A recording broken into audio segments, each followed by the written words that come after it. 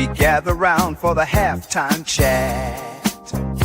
Old friends cracking jokes and talking stats, from life's little games to the greatest plays, love and the stories from the old glory days.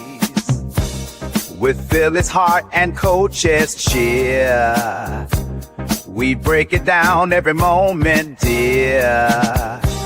Life is a team and we've got the plan. Sports, love, and laughter, that's who we am.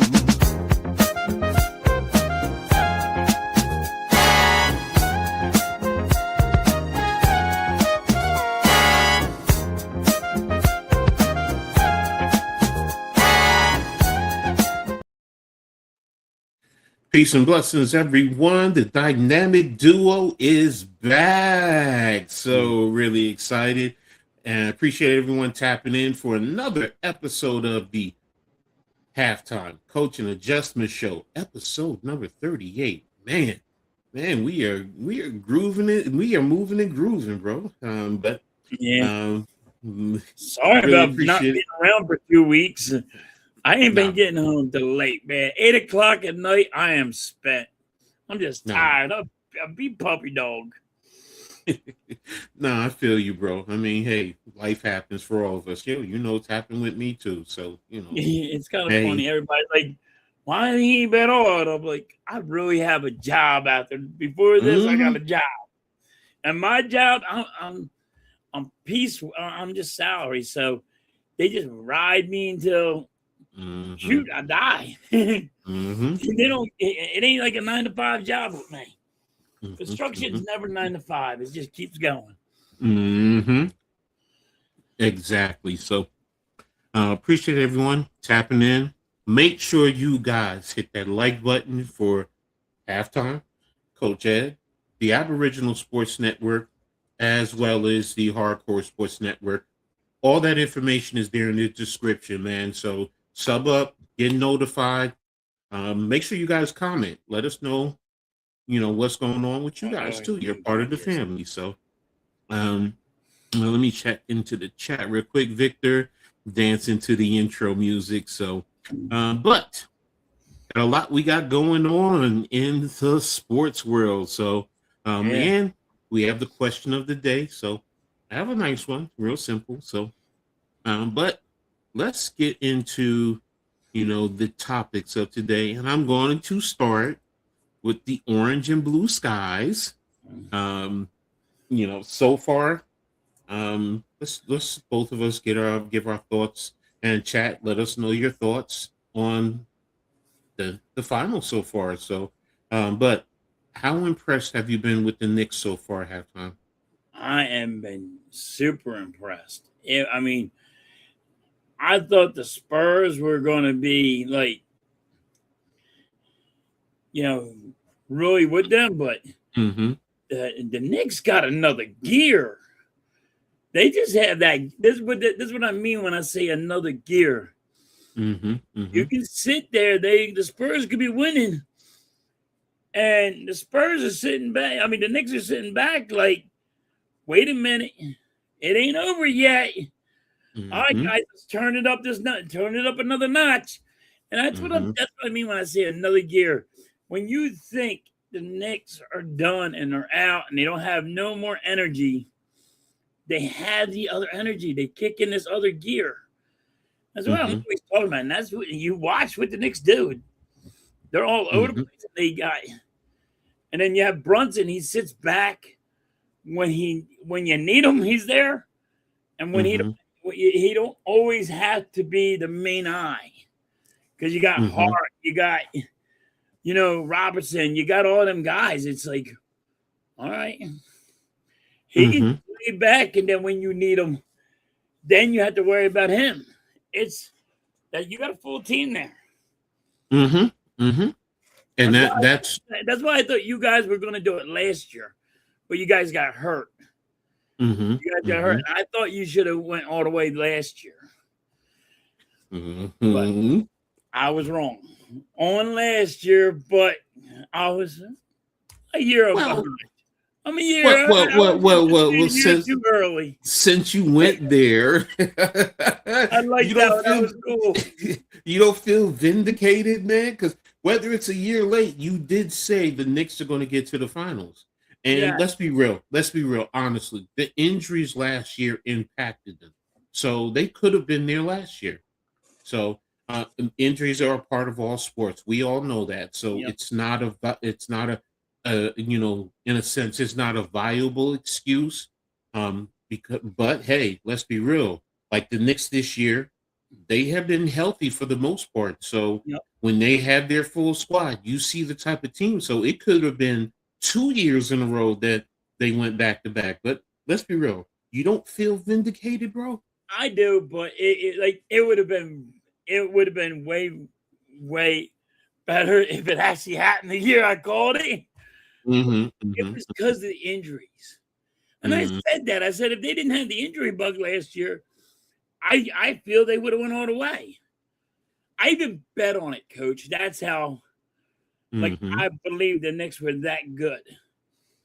And yeah, you're right. They could have been back to back. Yeah. Right now. I mean, well, being in myself, let me throw in my point. Yeah, I am impressed with the Knicks. I'm a fan, but in the same token, I'm impressed with this playoff run. For them to basically, after 2 1-point losses to Atlanta, going down 2-1 to Atlanta, and then turning up, like you said, turning on another gear, and then basically annihilating everyone else in the East, just totally annihilating them. And then you get to the finals, and all I kept hearing about in the finals, well, whether they play Oklahoma City or San Antonio, it's a different level. Well, now kudos to San Antonio. For the most part, offensively, New York hasn't been as dominant as they have been, but New York's defense has also stepped up. So that's a factor. They're handling Wemby. Well, he broke out in the second half yesterday because he Yeah. ended up with 29 points. So, Yeah, and that's kind of you can't you're not going to shut him down. You just got to maintain him, and that's exactly what they're doing. Well, San Antonio's youth is a factor, and part of that goes into the next question. Can New York close out the series with a sweep now that it's back at MSG? I will say this: in every place that I've been, I was on Cave's show, and he asked me, and I said it's going to be a gentleman's sweep. The Knicks will win in 5. I said it on Heart of the City. I said the Knicks will win in 5. But what about you? I mean, do you think they can close it out and win it in 4? I think it'd be a gentleman's sweep. I don't think it's going to be a sweep. I think it's going to be a gentleman's sweep. I think they're going to do it in 5. Okay. But, Mm-hmm. I did say that, I thought the Spurs were going to, beat the Knicks because the Knicks have been just sweeping everybody. And I thought too much rest for them was going to hurt them. And I thought that's what was going to hurt them. But no, it didn't hurt them. A lot of teams, if they have too much rest, it hurts them. And you see that sometimes. And it didn't happen. So, yeah, I think the Knicks are going to win in a sweep. Not a sweep, a gentleman's sweep. They're going to win in 5. Yeah, Arku says the same thing. They're going to win 1 game. What's up, Vic? Arku, he says I have them in 5. Well, Victor, Game 5 is actually in San Antonio. So if they win it, it'll be in San Antonio because it's now back to the 2-2-1-1-1. So it's not the 2-3-2 anymore. So because it was like that for a while. So because if it was that, it's definite. So Arku says he feels things are getting into Wemby's head. Yeah, I mean, let's be real, guys. They're a young team. Wemby's young, so yeah. I mean, Wemby's, 22. Dylan Harper's is 20. I think Castle is 20. So they're a young team. So it look, did I expect, like I said, I expected to be 5 games. And when you step up to that stage, it's bigger and you're playing with grown men, Yeah. so that's a big factor. So, which goes to my next question. What can Wemby do to lead the Spurs to a turnaround? What do you think he can do to help lead this team? I think he's doing everything he can. Okay. I think he's putting it all out there. He's doing everything he can. I don't think he can do. I mean, how much more can you ask from his? I mean, he's like you said, he's 22 years old. How much more can you ask? You're leaning everything on him. How much more can you ask for this man? Everybody else is going to have to, step up and help him out a little bit more. Well, guess what? When you are now the proclaimed face of the league, or everyone is saying he's going to be, or this is the next step for him to be the face of the league. I'm sorry. Guess what? Yeah, everyone else has to step up. But that's why I said lead. That's why the question is about what can he do to lead the Spurs? So, and that means to help motivate his guys and push his guys, to the next level. The Castle, the Dylan Harpers, the Fox, even though Fox is a veteran, for me, it's really it's not just his scoring, but he has to be dominant defensively. Right. He has to really up it, because here's the one thing that I have noticed: the Knicks are not afraid of him; they're taking it to him. Yes. So guess what? You gotta step up, bro, and you gotta tell him, well, yeah, I embrace that. Bring it, but I'm giving it right back to you guys. So, let me see. Victor says that team is young. They're not supposed to be here. Yeah, they're a year ahead. To what everyone says. Pinehawk says, as a Sixers fan, this is going to hurt. So yes, but in the same token, if the Knicks win, at least you can always say, look, we lost to the eventual champion, and look what they're doing so far. So if the Knicks were to win, if the Knicks were to win in 5, that to me shuts down, because that all I kept hearing about is, oh, the West is better, they're better teams. And if you go and win in 4 or 5 games against the Spurs, Becky Hammond, you can't win with a small guard. Draymond Green, prove me wrong. Well, yeah, bro, guess what? What's the next excuse? Oh, well, San Antonio was young. You beat up on a bunch of young kids. Well, San Antonio dethroned the NBA the last year's champion in Game 7 on their court. You can't use that excuse anymore. How bad do you think that, the Knicks are talking smack to Wemby? I don't think they're trying to get him riled up and trying to get him not focused. Oops, sorry, hold on. You know what I'm saying, right? Yeah. No, I don't think they're talking smack.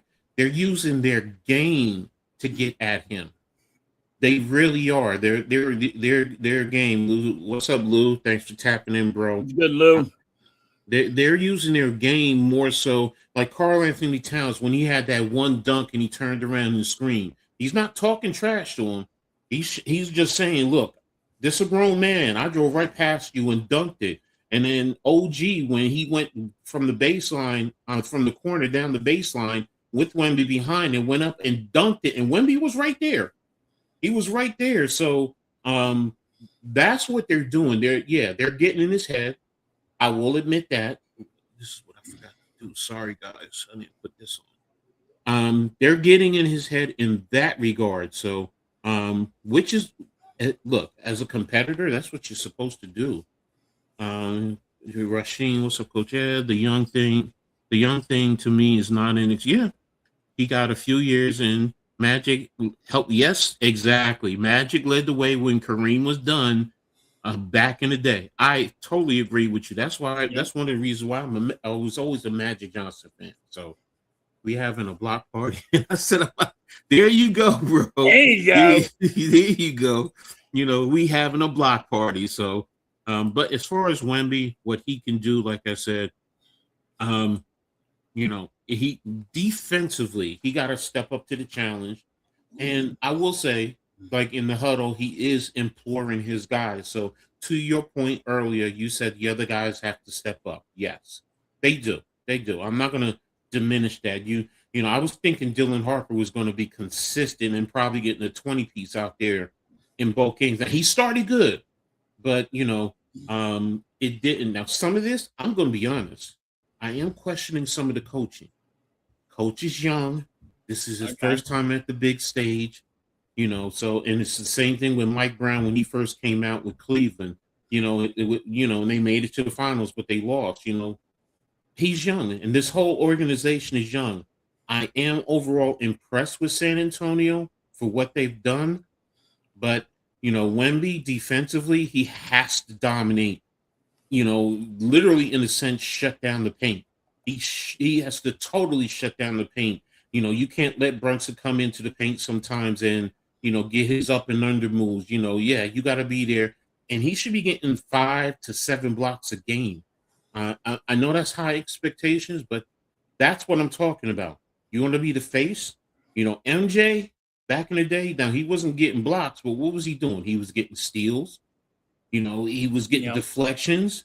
You know, he was being a problem in that manner. So, and that's what Wemby has to do in terms of stepping up. So, Charles, what's up, man? Thank you for tapping in, brother. Appreciate that. That's right. Everyone, hit that like button. Appreciate you. Okay, buddy. You are 2 lanes away from the chip. Congrats. Hey, look, I appreciate the congrats, but last night I did a tweet. I said, it ain't over. And it's not. Ain't over yet. They can come back. Honestly, they can come back. In all fairness, they can come back and win 4 straight. Then we're going to be having a different discussion. Now, is the expectation on the Knicks now? Yes. You know, but we'll see. Great. Nick says, great to see you back halftime. Yeah, I've been working my ass off, Nick. I've been working the 8 o'clock at night. I'm spent. I'm tired. I got my ass whooped for 2 weeks. I'm good on going to work now. I'm like, yo, I don't need another Saturday. I'm good. I put my time in. Hey, there's that cha-ching boat though, bro. But I'm not salary, coach. I get paid the same if I don't work, if I do work. Right. Well, okay. That's what sucks. I feel you, bro. I feel. Nimmer says Knicks in 4. Blue, if Torts and Carter Hart win and the Knicks win, it's going to be hard for us. Yeah. Yes. Yeah, that's true. And Hart's the guy that's really making it hard. You know, he's stepped up huge for the Knicks. Okay, Nick. I think you were a little bit late because I actually had this. I made this up for halftime. So yeah. I still love it. It's so good. He said it last year. We know it. So I'm with you, bro. You know, he is a year late. So doing well. Thanks. I appreciate you, Charles, for being here, man, as always. So remember 26 Dallas won the first 2 in the yeah, exactly. Yep. Yeah. So, you know, you can't just say it's there. Now, I'm probably going to be more inclined to say it's done if they win on Monday.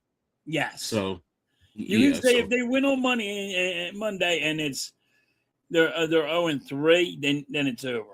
Yeah. If Josh Hart is the heart, no pun intended, and the soul of the Knicks, halftime loves those offensive and defensive rebounds. Yeah. Listen, that's it. How do you think you win a game? You got to get the rebounds. Exactly. Right, Nimar, we definitely have to win game 3. The Canes won game 2, though. Should be a great run. Yeah, we're going to get to the hockey in a little bit. I do have stuff for that, too. So the Knicks really have to go hard in game 3 because if they don't, it gets exactly, Rasheem. Yes. And look, it's going to be in MSG. That's the biggest thing. It's home. So like I said earlier, can they close it out? And can they close it out in 4? And that's the big look, man. I mean, already ticket prices they're talking about is $13,000, and that's for the upper deck. I heard it was friggin' 1,200, and now it's 13. It jumped, bro. It's been jumping like crazy. I've crazy. even heard the floor seats right there on the side in center court is like $200,000. I'm like, ooh, the MSG and the league is getting paid off of this. And look, let's be real. This is why the league wants teams like New York, LA, Boston, because the value goes up and everyone tunes in. I mean, let's be real. That's what happens.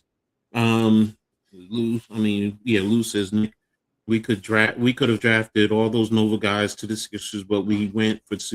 Think about this. I'm sorry, Sixers fans. Here's Coach going to slap the Sixers fans in the face now. Go on, Coach. Didn't y'all draft? Did y'all draft Mikal Bridges? Y'all drafted Mikal Bridges, though. You had him in your hand, and you traded him. Smack right in the face. And his mom's, of all things, his mom's works for the Sixers. His mom works for the Sixers. And they drafted him that night. She was happy because he's a Sixer, and they traded him away. Yes. So now the other two, Coach, it's okay. Yeah. Nah, I'm not slapping you in the face. I only said that because Lou put this up. Lou put this up, not me. I wasn't even thinking about that. Lou put it. We could have drafted. Well, technically, you did draft one of them. You drafted the guy sitting there right over Brunson's left shoulder. So, and Josh Hart, who went to the Lakers. Yeah, you could have had him. So, MSG is going to be wild on Monday. It's going to be wild Monday and Wednesday, no matter what. So, prices, they're insane.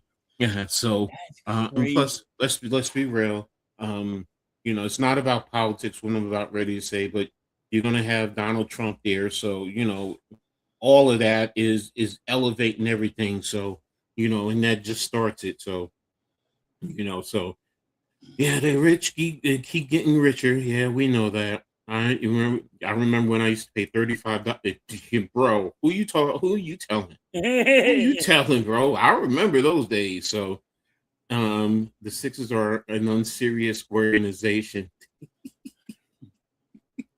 Halftime we had. Oh yeah, y'all have Shamit too. Yeah. Wow. Yeah. So Mitch does say that. So I was waiting for you to keep on mentioning it. I mean, ain't there 3 guys on the New York Knicks that were on the Sixers? I thought it was great. It's Shamit and Mikal Bridges, who you drafted. I thought it was. Oh wait. Yaba is gone, so never mind. Oh yeah, Yabusele is gone. We traded him. Yaba is gone. On my bad. Yeah. No. I got you. Yeah, technically you were right because he did start the season with us. So right. The Sixers are pathetic. Just call it what it is. True, the value goes up, but the NBA does too much trying to rig. Look, don't get me started about rigging of the games. I think I have something. Hold on. Let me. Yep. I have it all queued up too. Let me close all this down first. So, and it's Jiminy Cricket, Edward. Here it goes. Share screen. Let me go to share. I swear my hands are like the worst thing on earth. So we're going to listen to this little rant. It's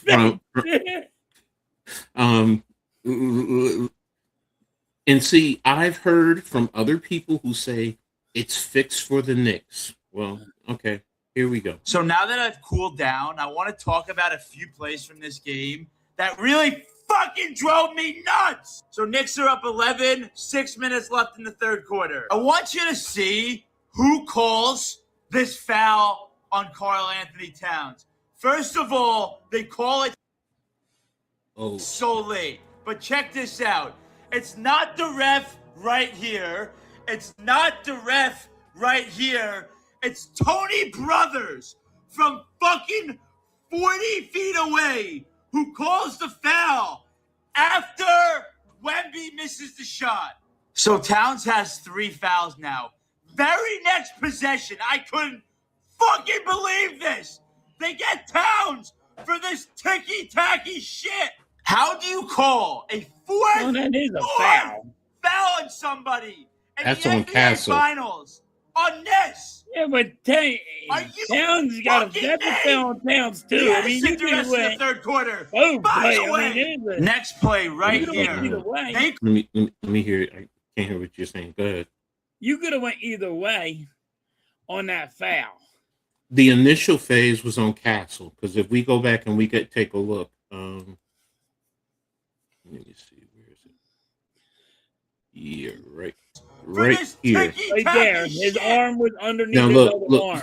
No, see right here, Castle is behind him, right? Yes. How do Watch you what call? now Castle is grabbing him. You see his right He hand on got his arm. Towns' He chest, got his right arm under his. and then he's reaching around. Balance. Now look, his left hand, Now his left arm is reaching around him. yes, and now And he's that's what they scooping call. up. They call the chicken choke The NBA on Finals Towns. on next. Exactly. Are you fucking me?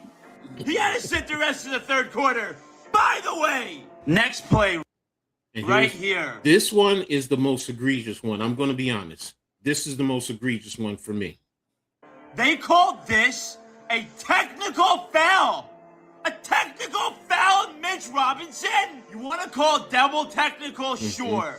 You want to warn both of them? Sure. But Wemby pushes That's not a foul. No, That's not a foul. That's a foul on Wemby. That's not a foul him right on here, Robinson.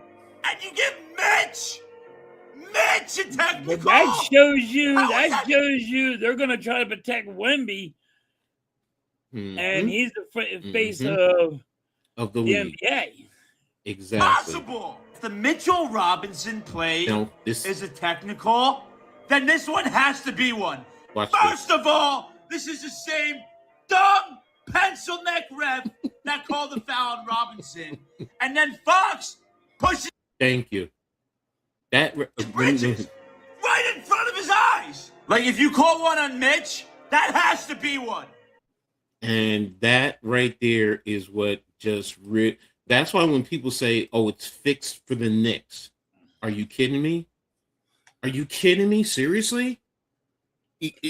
They're fixing it for the Knicks, but you see right there, and here's the thing, because on Knicks Twitter we've been talking about this. This is one thing: when Tony Brothers is reffing the Spurs, do you know they said the record is 14-2 that the Spurs win, 14-2.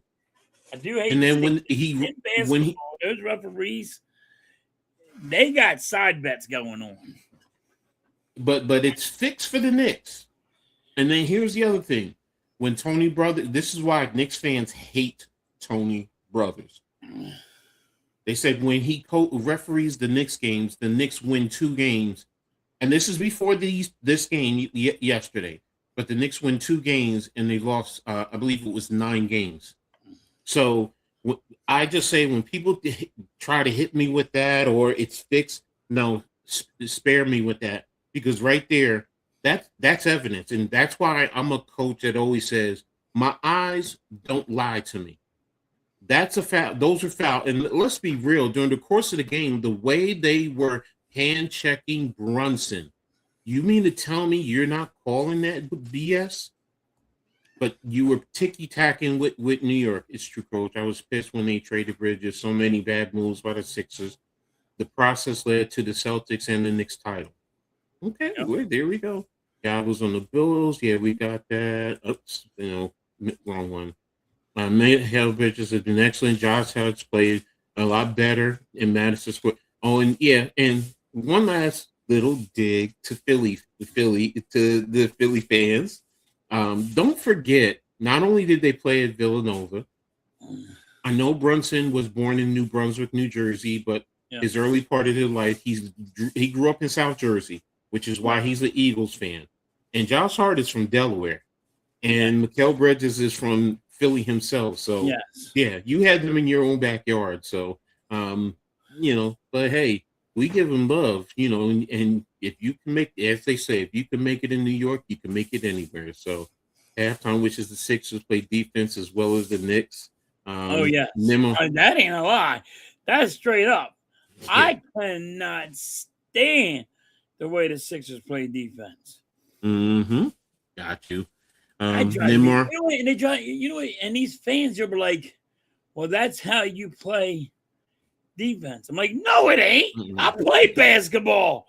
I might got kicked out a lot of goddamn games, but you don't play like that. You don't leave people wide the fuck open. No, you don't. So, Nimar, Tony Brothers, he almost did. Watching all sports and watching the NBA my entire Adam Silver's refs, trying to rig games. Lou, I'm with you. Deep down, hates the Sixers. I don't think he hates the Sixers. It's disappointment. I love when Charles Barkley was here. I love bringing Iverson. I love the Sixers.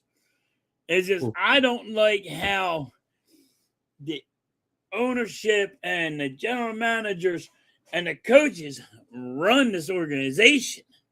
When you're sitting there and letting Embiid, you sign him to a big contract, knowing he has a serious injury. I don't care what anybody says, does not make sense. You should have traded him. Should have got rid of him, got something for him. You could have got 5 first-round draft picks. Hey, bro. And now you can't get nothing for him. I understand, bro. It sucks. Look, don't forget, I'm a Knicks fan.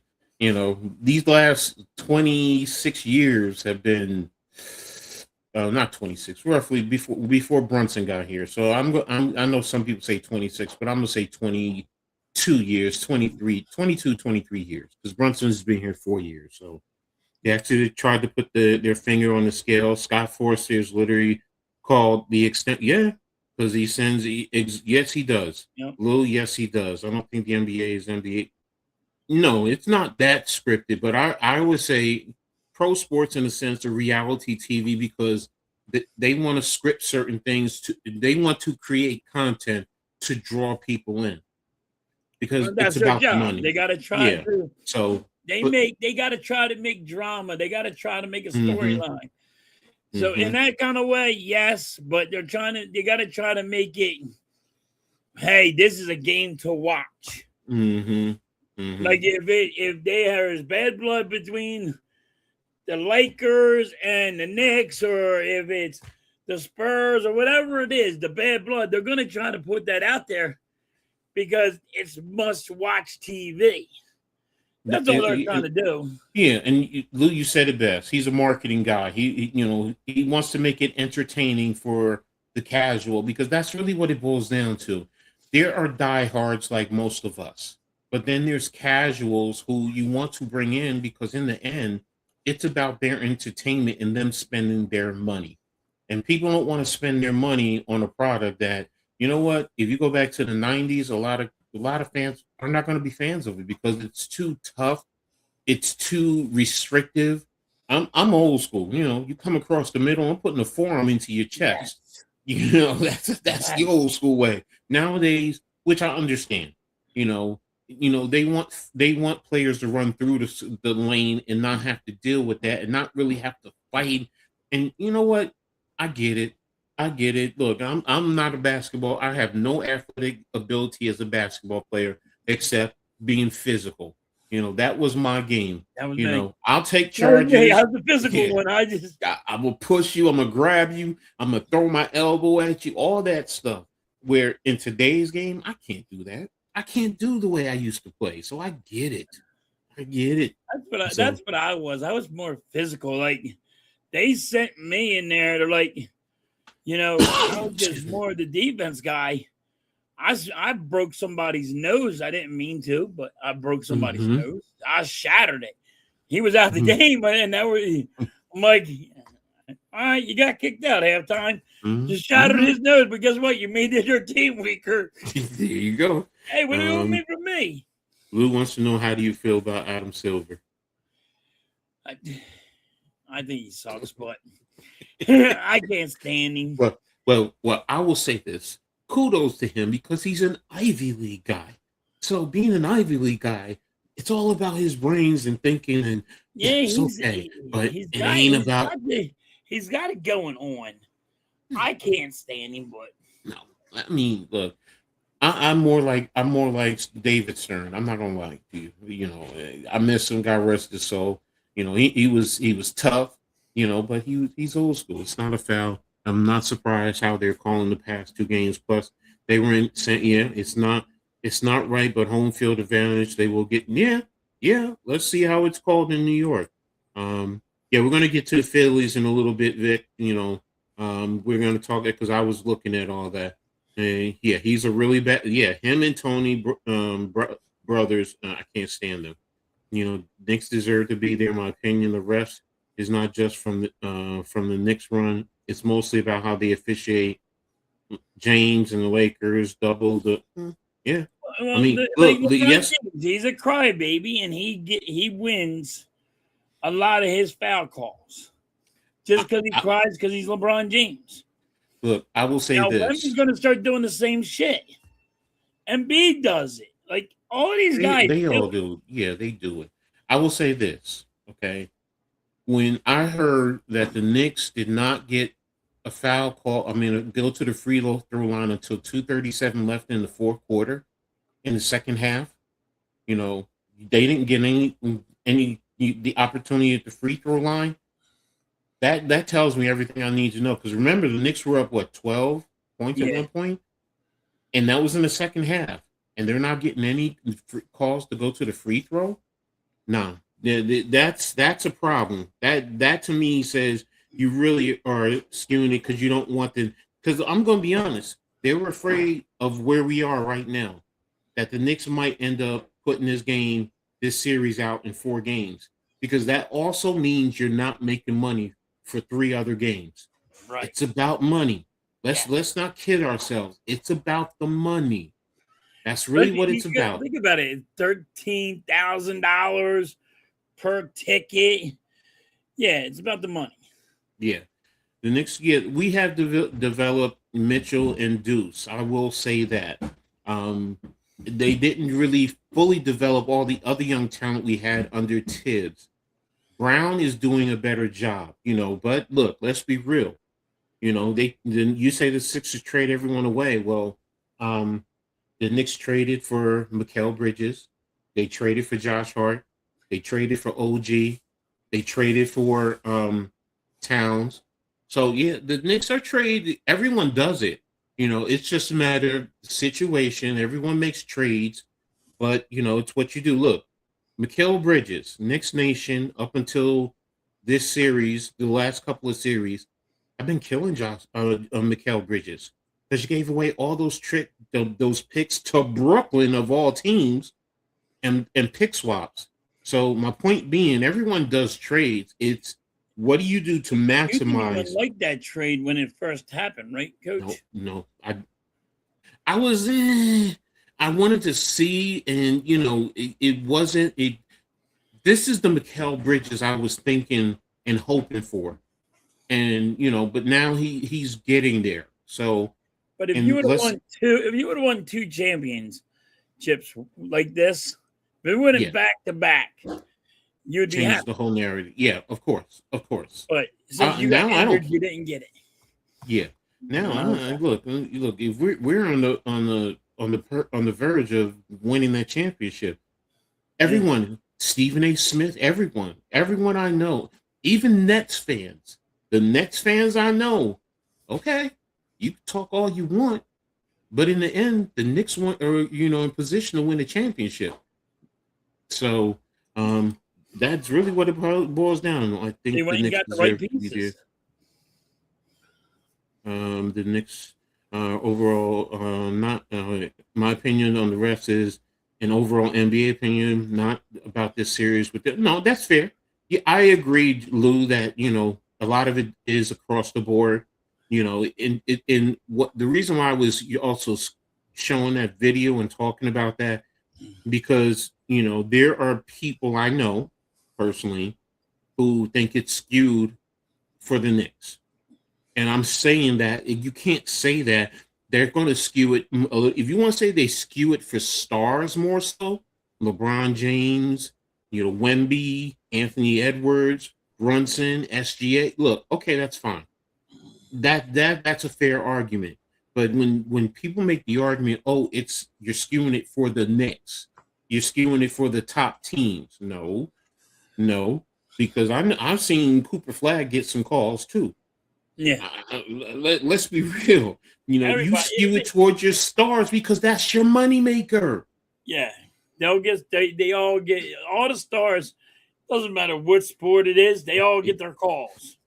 He hates the Sixers more than anything in the world. Okay. Okay, Nick. So in other words, if you rate the teams, Philadelphia are a bunch of cheerleaders. I will say that. Like, even though we're being our team is not doing that good, our fans will be like, oh no, we're going all the way or something. Like, there's some fans out there, not all Sixers fans, not all Philadelphia fans are like that. There's just some out there on YouTube that do it. That drives me crazy. Rasheen, I agree with you. Basketball as a whole, they're trying to change it. And I get it. Why? It's not football. It's not hockey. It's not boxing where it's extremely physical. I get it. But there's still some level of physicality in sports. You still got to be physical. Yeah, you can't. That bump, that arm push, you got to be some physicality. You can't just sit here and not do it. Exactly. Mike Brown, Mitchell Robinson, Wemby, perfectly locked in, playing excellent defense. I love when Mike Brown, Mitchell, listened. Oh, yeah, he talked about that. Coach at 99 did Spurs. No, it was 4-1. The Spurs won it 4-1. So, look, the Knicks may return the favor, but if they won it in 4, that might top that one. Now kudos to the Spurs. You did go on to win 5. So I gotta give that organization, Matt, much respect. Much respect. I can't crap on. Look, they've done what they needed to do. So, in the hot dogs. Get ready. Have a great show. If you are on later, okay, no problem. Yeah, we'll be here. I'll be streaming the baseball game later. Coach Halftime is far from a cheerleader. He will call it. No, I know that. That's why I love him. He's straightforward. And he calls it the way it's supposed to be. So, but we spent a good amount of time on the NBA. So, we got to go to another. Congratulations to the Knicks and the fans. Here's a Sixer fan saying congratulations to y'all. I'm glad y'all going to win your chip. I'll just sit here and just cry about Embiid falling again. Well, we're going to get on to the hockey now, the other championship. Oh, my God, here we go. But here, look, what to watch for. I was reading this article on ESPN. Here it is. And I highlighted something, okay? What to watch for in Game 3. And it surprised me. It says the winner of Game 3 in the best-of-7 series tied 1-1. Has gone on to win the series 67% of the time in Stanley Cup history, a 250-126 record, including 6-2 this year. In the Stanley Cup Finals, the winner of Game 3 in that scenario has gone on to win 77% of the times. 24-7 is the series record. Did you know that, Halftime? No, I didn't know that. Yeah, so this tells me, in terms of this game is the magnitude and of this whole series has gone up. I'm like, wow, it's different from a lot of other sports, So, and that what that's telling me is it doesn't matter if you're the home team or the road team. If you in game 3, you have a high percentage of winning the series. And to go even further, it says the Hurricanes have a 7-6 record when tied 1-1, including one win in this year, while the Golden Knights have a 9-4 record when tied 1-1, including 2-0 this year. So right now, that's telling me it's a high percentage that chance of the Golden Knights winning, and it's in Vegas, if I'm not correct, right? And it's in Vegas, I believe. Yeah, so that's gonna take it up. And the last thing I wanted to touch on before we start talking is if one team goes up by multiple goals, do not turn the game off. Both teams have a multi-goal comeback victory this series. And this is the first time since game 3 and 4 of the 1942 Cup final that there were consecutive multi-goal comebacks with one by each team. So it's telling me, one, this game is really that more important. It's that much more important. And just because somebody goes up by multiple games doesn't mean it's over, because you had, the casual fan like me who might tune in probably would have said, oh, if it's up, there are 2 scores, I'm like, all right, it's over with. No, as a casual fan, it's going to keep you in. But go ahead. Last game went in overtime. It was okay. 4-3. Mm-hmm. I just don't want Vegas to win. I hate freaking John Tortorella. He's the coach.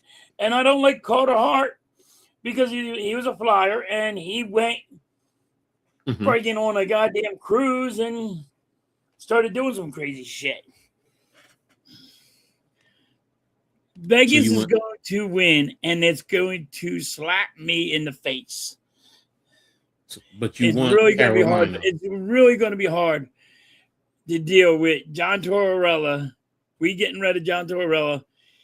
Him coming late in the season and for the friggin' Vegas Knights and becoming a coach and saying, "Oh, look, I changed it all around and we won a Stanley Cup." And I can't stand that coach. What is it about him that you don't like? Huh? What is about him, the coach, that you don't like? He's just old school, and the way he does it now, he just like, if you don't do it his way, and he don't try to find a, halfway point. He'll bench everybody just to prove a point, his point's right, and I just can't stand him as a coach. So he's my way before the highway type. Yeah, it's his way or highway. Gotcha. And he shouldn't even be a coach right now. He should be a goddamn commentator. And where he was, but Golden Knight fired their coach and picked him up. Got you. Rasheen says he's a casual hockey fan, and would this be Vegas's first cup if they win it? No. Okay. They have won the cup before. I know Carolina won. I believe Carolina won it before also. Carolina won it okay. Before. I think it was last year, wasn't it? No, I thought Carolina won it. Again, a couple years, 2 years ago, maybe. And then Vegas won it too. They both won the cup. Florida won it last year, the Panthers. That's right. That's what it was, the Panthers. Yeah, I remember it was a Florida, because I say, oh, damn, a Florida team wins a hockey? Because you don't think... Vegas has won the cup. Okay. So... But they went and got the best players off of every team because they were a new franchise. So they got the pick out of all the teams, a great player. Gotcha. So, well, what's one strength for each team, and what's one detriment that you could say for each team that the other team could capitalize? Starting with the strength, What's the strength for Man, Carolina? Coach, both teams are really, really fast, and Okay. they're really physical. This Okay. is a great Stanley Cup. Don't get me wrong. Mm-hmm. If Mm-hmm. you guys want to watch some hard hitting sport right now and fast, you got to watch this Stanley Cup Mm-hmm. because Mm-hmm. both teams are fast, both teams are physical, and the goalies. You're like, how did that dude get from one post to the other that fast? And what a crazy save that was. There, Mm-hmm. I mean, both goalies are great. Mm-hmm. I mean, I've been watching and it's been outstanding. I'm like, damn, this is why the Flyers ain't ready yet, because how fast and physical these two teams are. And I'm a big Flyers fan, and like I always say, we're not the bullies that we were before. We're not as physical. These two teams are physical. These two teams are way faster and physical. You're like, and they have that other gear, both of them. So I can't knock one or knock the other. They're both great teams. There's no, And I do think Vegas is going to win the Stanley Cup, but it's been just mind blowing how great these teams are. well, what's one thing that, say, for Carolina, that they could take advantage of on Vegas and vice versa, where that Vegas can take advantage of on Carolina? They got, I think they're other lines. So you got line 1, line 2, line 3, and line 4. I think their lines are stronger than Vegas. Okay, and what about with Vegas? What would they take advantage of Carolina on then? Their goalie, their defense. Okay. Their defense and their goalie. They don't, like I always say, get it out of your zone. You don't let a team set up where they can have the perfect shot. And Vegas don't let that happen. Okay. See, and that's but I something. think Hurricanes lines are stronger. Okay, that's something that we needed to know. There was somebody asked a question about hockey earlier. But I do think Vegas is going to win it, just because I don't like John Tortorella. Okay, yeah, there it is. Canes 1, game 2, those should be a good game 3. That's what it was. Okay, yeah, all right, that's what it was. I knew somebody had said something about hockey earlier. Right. So, and I know somebody asked about the Phillies, but anything else you want to add on about the NHL championship? Nah, like I said, if you want to really watch some hard hitting, some fighting, some being physical, tune into the fucking Stanley Cup, because this one is a real physical one.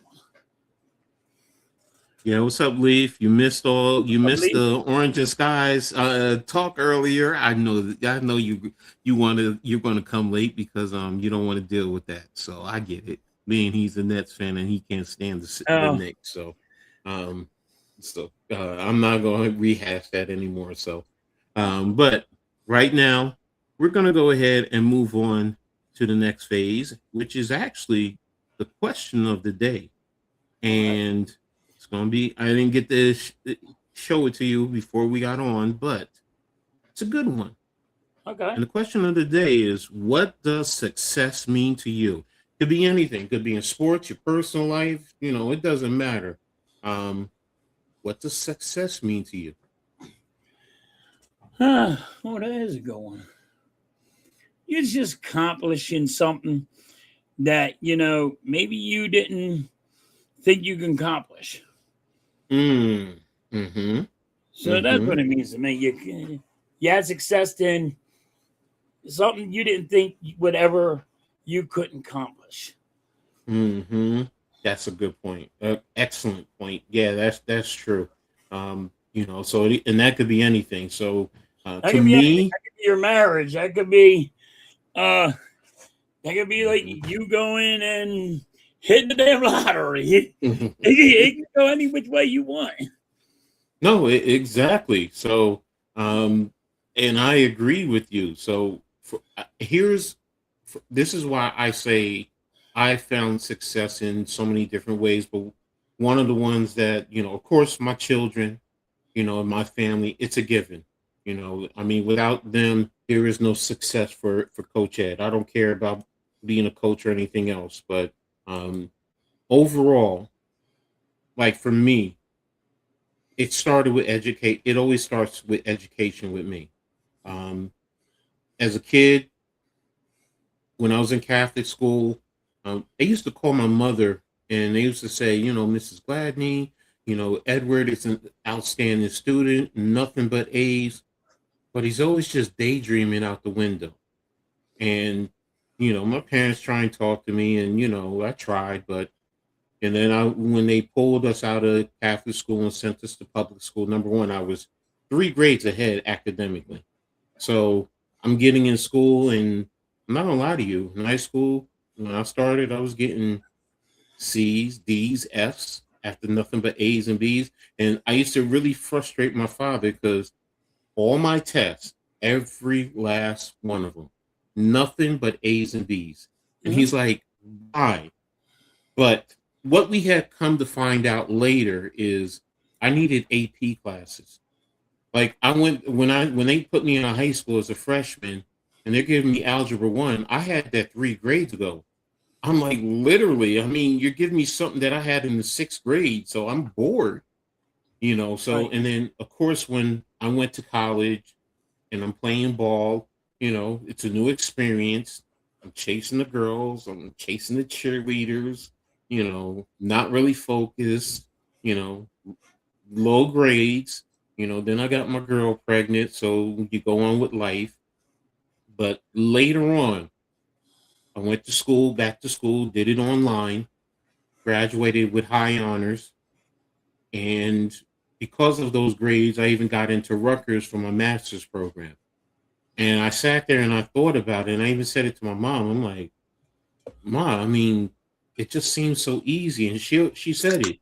You just needed to focus. He's like, you could be successful at anything you wanted to do.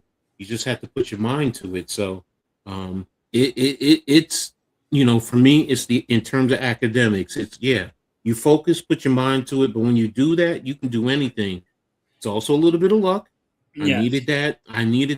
I needed the right situation because back in the 80s, I'm sorry, bless you, it's the early 80s. Sorry, it's that I'm being real. They didn't have the academic push that you have now. It's just, you go in and you find your way. Where if I stayed in Catholic school, I think it would have been different because my mother and I talk about it all the time.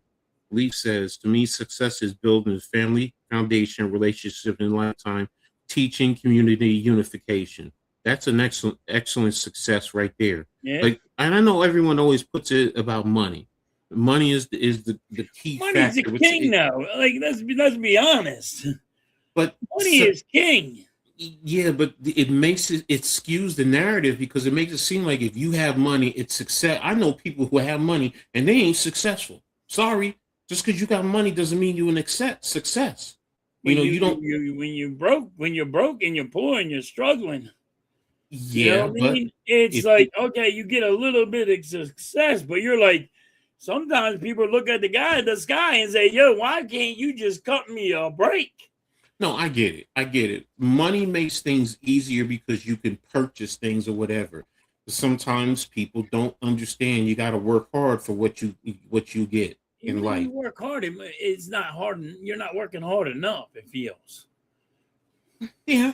But what I'm saying is I don't put money as the end all be all, so, and I know people who do put money as the number one factor to be successful, where I'm saying success is about, like you, bro.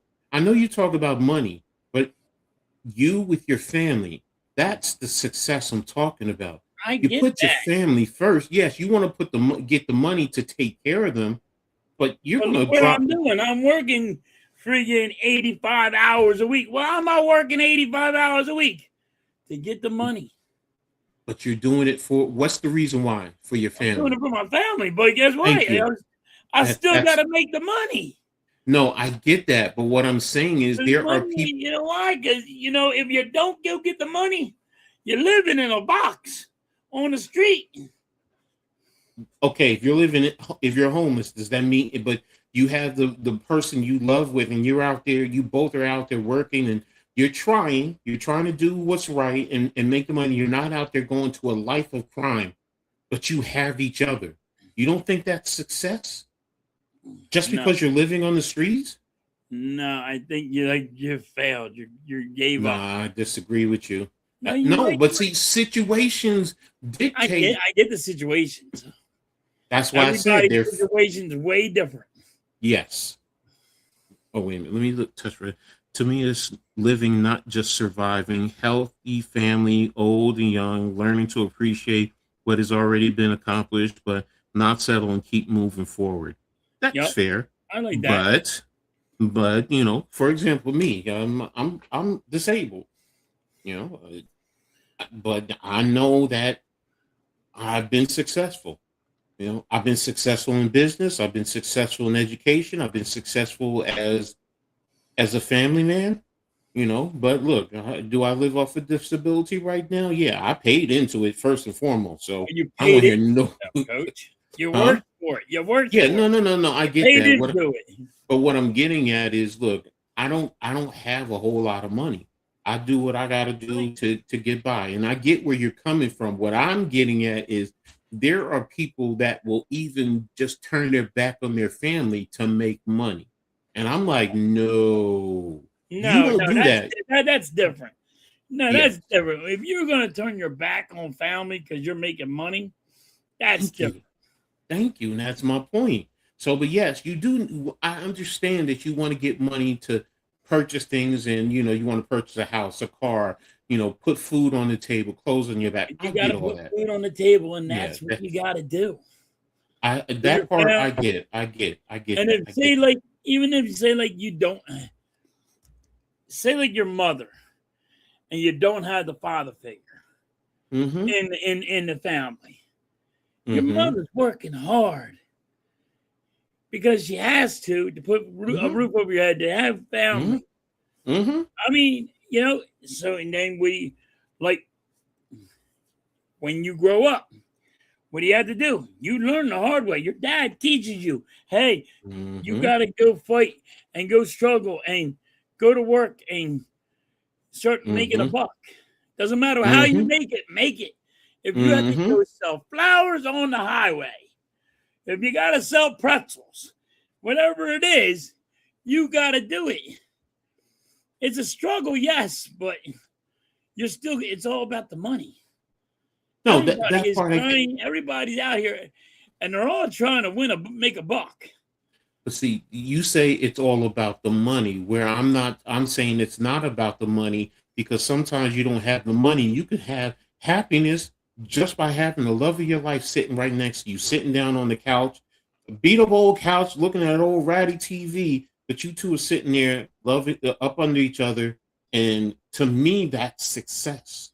Yes, money is a given. I get where you're going with that, and I'm not poo-pooing it completely.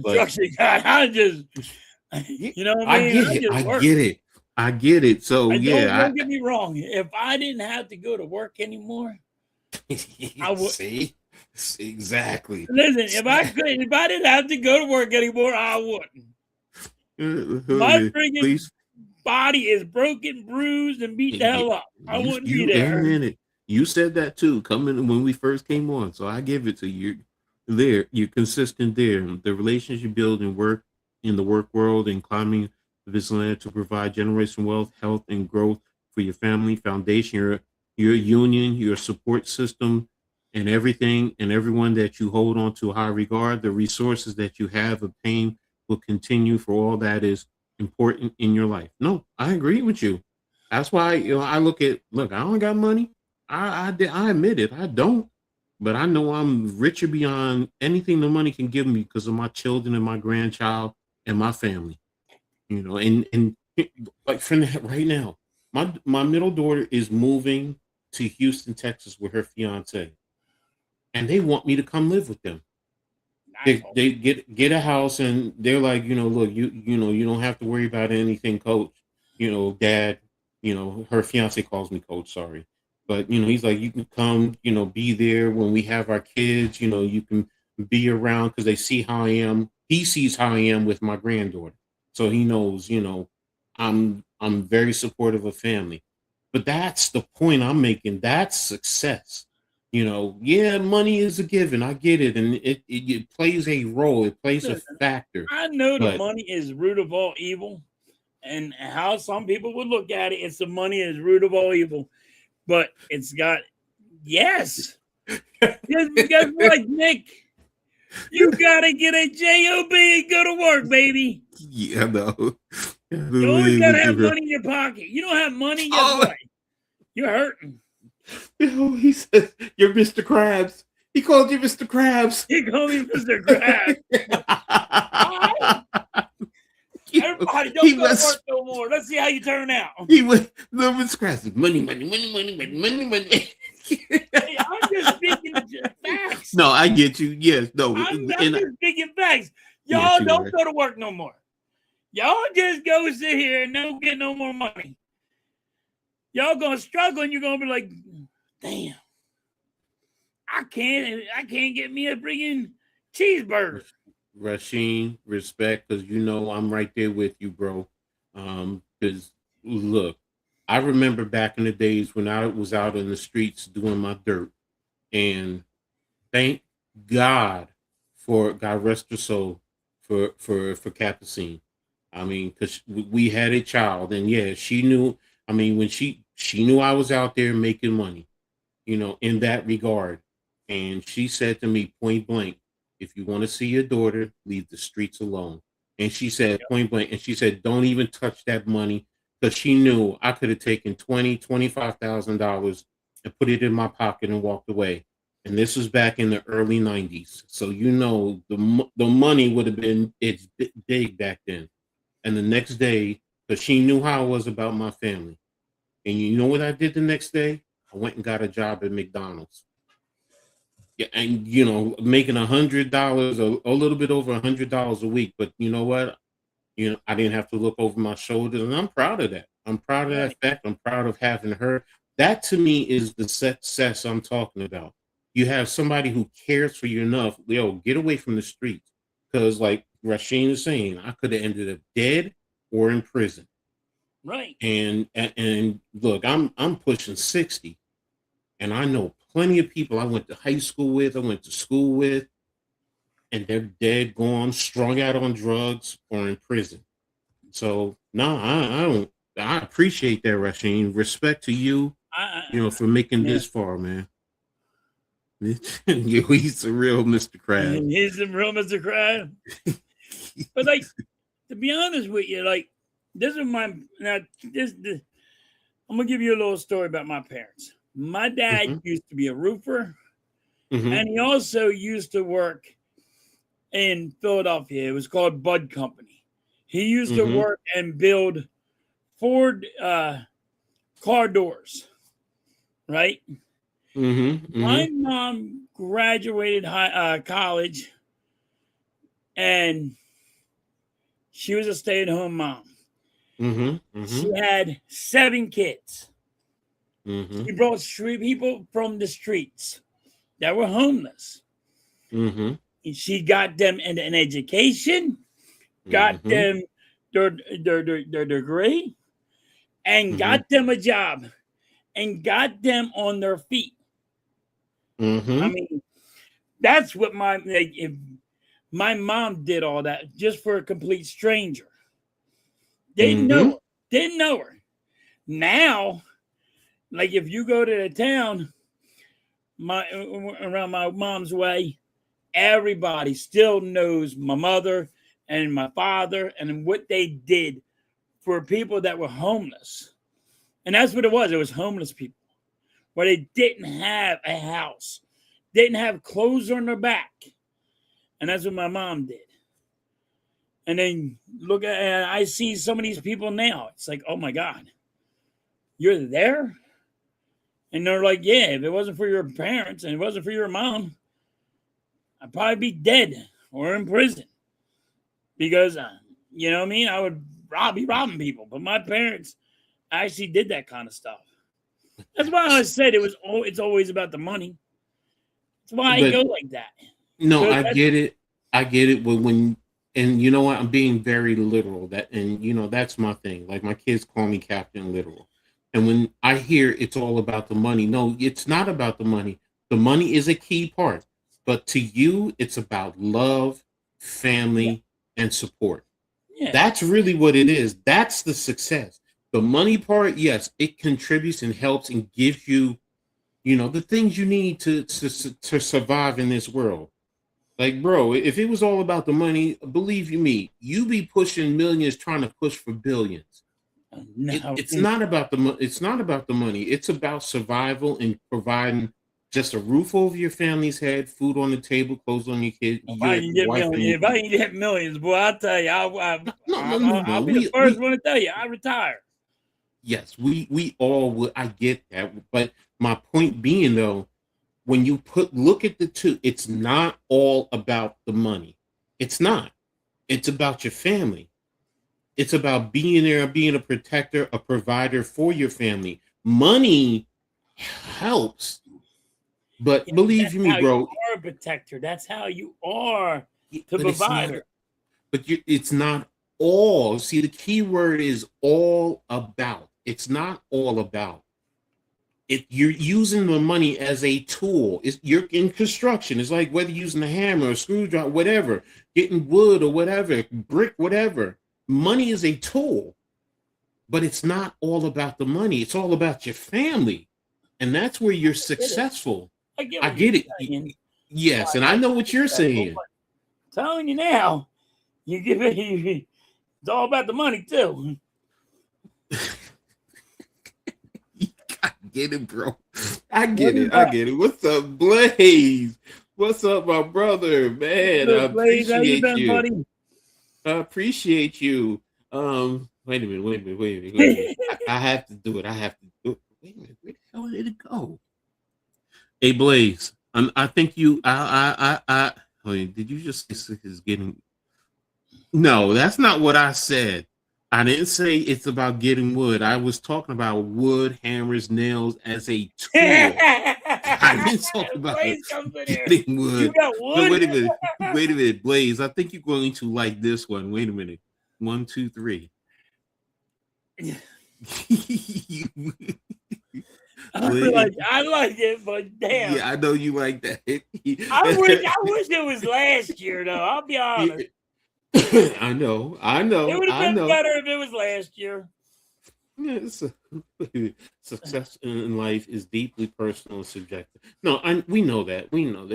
Look, I'm not saying Halftime is wrong, and I know he's not saying I'm wrong. It's subjective. It's an ongoing journey of life. Everybody's opinion. But Coach is right too. Your family does. Y'all got to stick up for your family. No, I get that. Exactly. Let me Coach, you're right. You're 100% right. Yeah. And Blaze is right with this too. When he says it's about aligning your daily actions with your core values. It definitely is. Because what you believe, you're going to follow through. Let's be real. There are people out there that believe living in the street and hustling is the right way to go, no matter what. All right. And they live their life. Now, I don't agree with it. That's your life. They still follow through with that, and that's their core values. And we can all sit here and say that's not a good core value, but all right. Great topic, great question of the day. So right now we're going to baseball, and we're going to talk a little bit about the Yankees and the Phillies, where they are right now. So let me pull up the standings with baseball. And I'll start out. Here we go.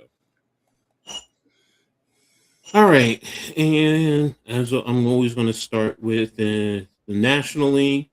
The Phillies actually 1, 2, 3, 4. Yeah, they're in the 5th spot in the National League. And they are, let me see, they're 8-2 over their last 10. They're on a 4-game winning streak.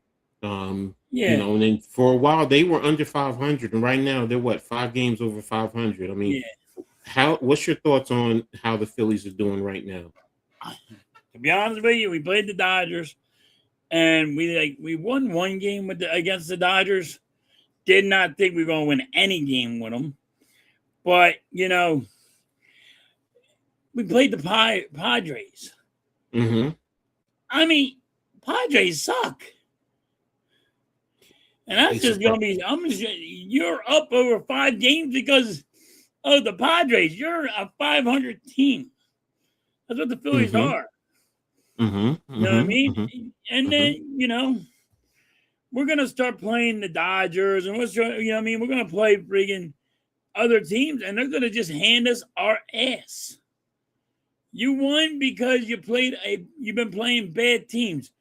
You beat the White Sox. The damn White Sox. You're going to throw a party over beating the White Sox? You know, you beat the Padres. Okay. Mm-hmm. That's why you're winning. Because you're beating bad teams. But what does that say about the National League overall if you're saying that the majority of their wins are against bad teams when they're in the 5th spot in the National League? That's the struggle of it. Like, look at the Atlanta Braves right now, which I didn't think I thought the Atlanta Braves were going to struggle because they always are injured. And that's the only reason why I said the Braves, they have that injury bug every year. So, but with the Phillies, they're just a 500 team. I know everybody keeps on saying, look at the Phillies, they're doing good, they're doing good. It's because of them playing bad teams. Not playing winning teams. That's why the Dodgers just beat you. That's why, you know what I mean? When you start playing against better teams, you're going to lose. You're just a 500 time. You're a 500 team. It's just mediocre right now. But who are the better teams in the National League? Because right now, based on your argument, what you were saying, that's who? The Braves, the Dodgers, the Brewers, and the Cardinals. Brewers. I mean, you'll see the Diamondbacks come up. You'll see the Cubs come up. You'll see these teams come up. You know what I mean? You're going to see teams come up. But it's just, the Phillies are just a 500 team. They just got rid of their manager. And I don't think they're not going to light it up. The Nationals, you'll see the Nationals. I think the Nationals will beat us. You know what I mean? I think we're going to drop. You know? But that's just me. I'm hoping we don't drop down too far. I mean, coach, at one given time, you know how bad we were this year? The Mets were better than us. We had to get rid of a manager to actually, because the team quit on the manager. But doesn't that also mean that, okay, if they quit on the manager and you brought in a new manager who's helped this team improve? Because I remember you talking about that, and y'all remember the change, and now you guys are winning. But doesn't that also mean that there's talent and this is a good team? Now, if you want to argue that they're not... You always knew there's talent there. The problem is the talent is not always hitting. The bats are not showing up. And when they show up on bad teams. Against the Padres, the White Sox. Okay, that's fair. That's fair. You know what I'm saying? Like, yes. The only time we start hitting, we're home run or bust.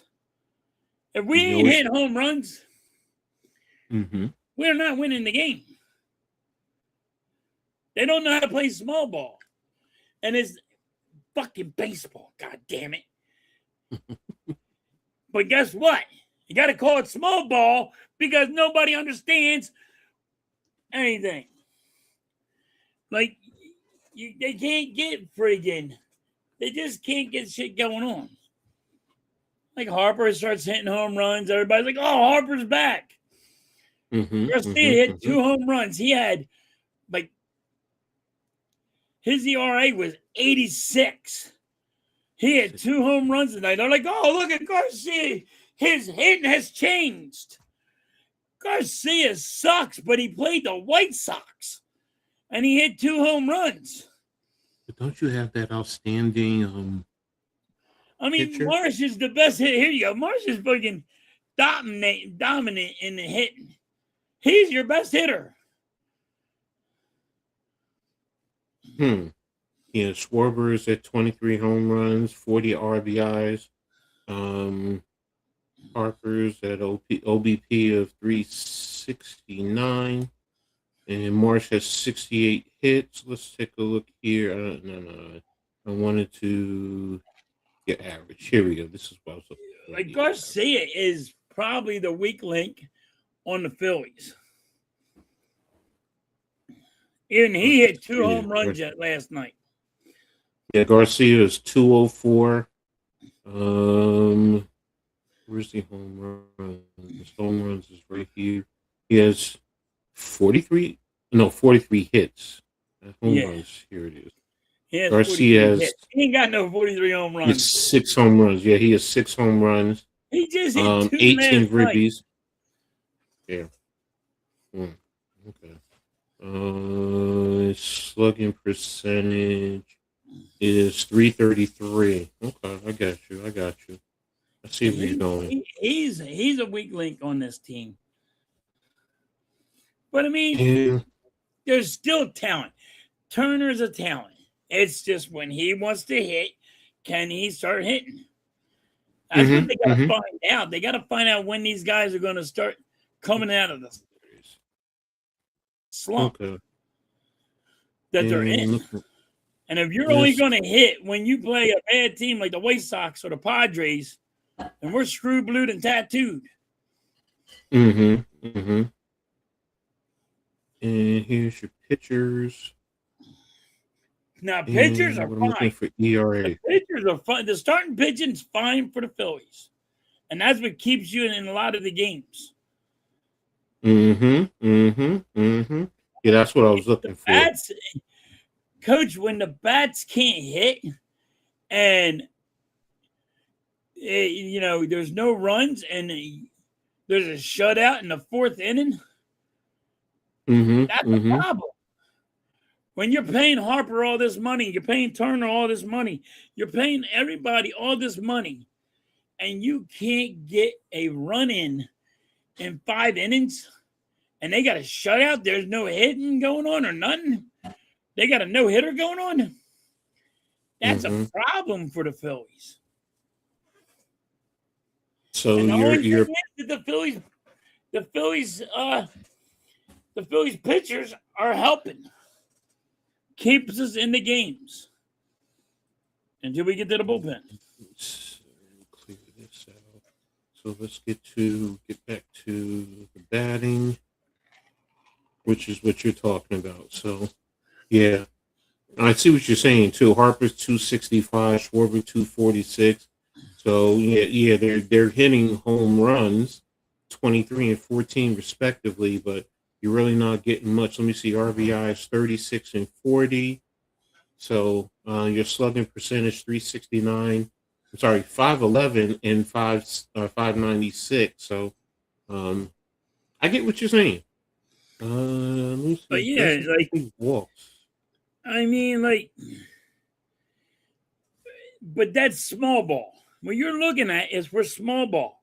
We don't do it. We don't even bunt, Coach. We don't bunt. Even the friggin' Yankees will throw out a bunt once in a while. Not much, but they do. No, I got you. I understand what you're saying.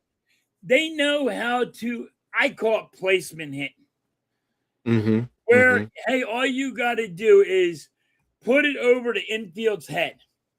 But put it in a certain spot where the outfielder can't get it and the infielder can't get it. And that's placement hitting.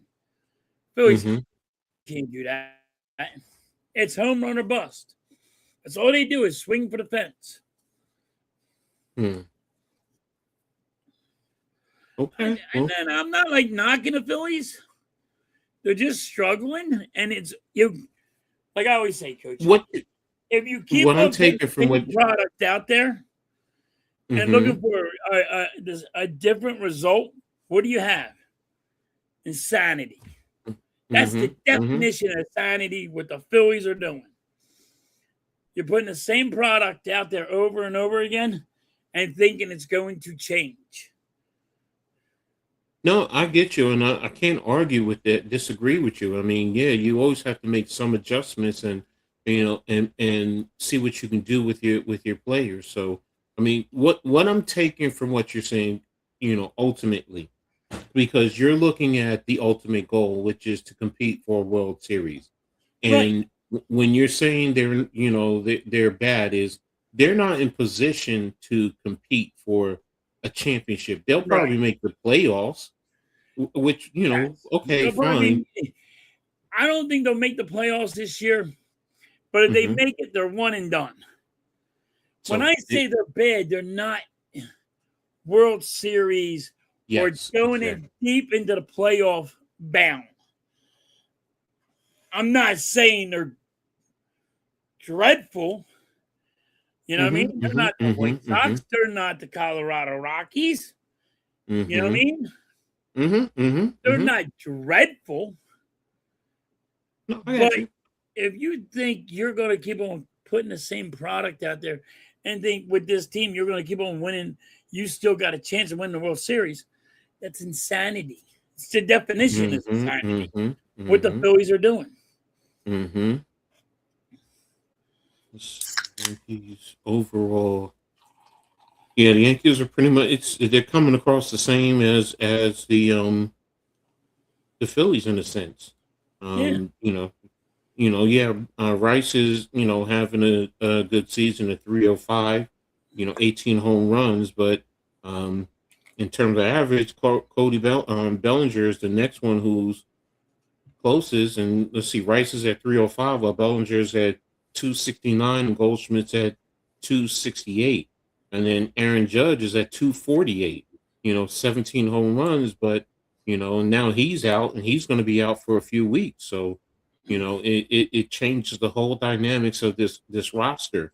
And, like I said, with the Yankees, in terms of the American League, I think they're a half a game, even though they're in second place in their division, they are what, a half a game out?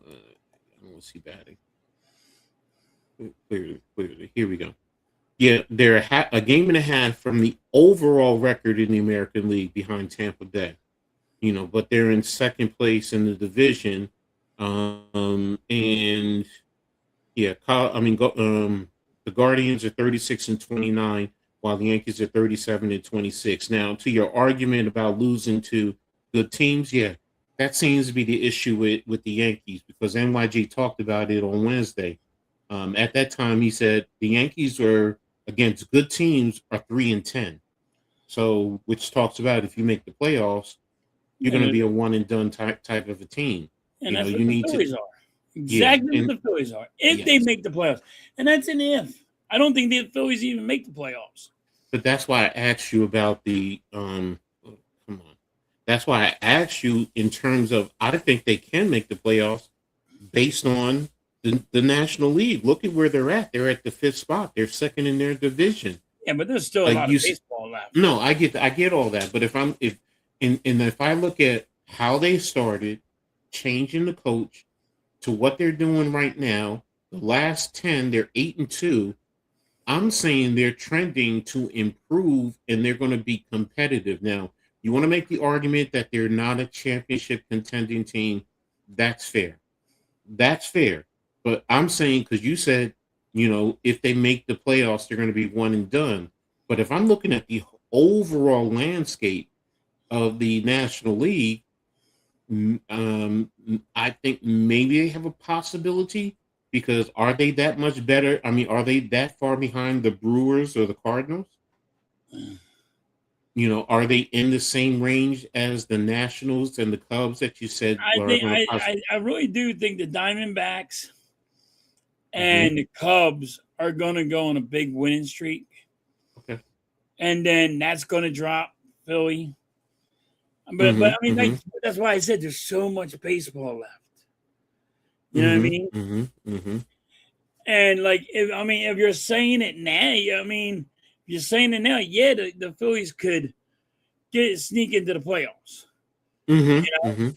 But since there's so much baseball left, I think these guys that you're looking at, like the Reds, the Reds beat us, Mhm. Mhm. handed our ass. Mhm. Mhm. Mhm. The Nationals beat us. They're going to beat us. The Cubs, they're going to beat us. Mhm. These teams and they're at what? Cubs Uh, are what, 30? $33 and They 31, are right and with Philly right now. they're literally what, a game and a half behind the Yeah, Phillies. they're right with Philly right now. Soon as these guys start going on a winning streak, because Mhm. San Diego sucks. Just what it is. I mean, we beat San Diego, we beat the Pirates, and we beat San Diego again. Now we're playing the White Sox. The reason why we're here over a little bit over 500 is because of the bad teams we're playing right now. Okay. The Padres suck. The Pirates, I still think they're a good team, but we beat them. And then Mhm. now you played the Padres again. You beat them again. Mhm. Now you got to play the White Sox. You're going to beat them because the White Sox suck. The only Well, reason why you got a 4-game winning streak because you played bad teams. These okay. other teams, when they start playing bad teams, guess what? They're going to pass us. Okay. I mean, I get what you're saying, and like you talk about the Padres, because I remember for a minute the Padres were on par with the Dodgers, but they're 1-9 over the last 10. Yeah. So that goes to what you're saying, that they're not a good I team. don't So think the Padres are a good team. I really don't. But I mean, they're right. Like even the Pirates are right with us.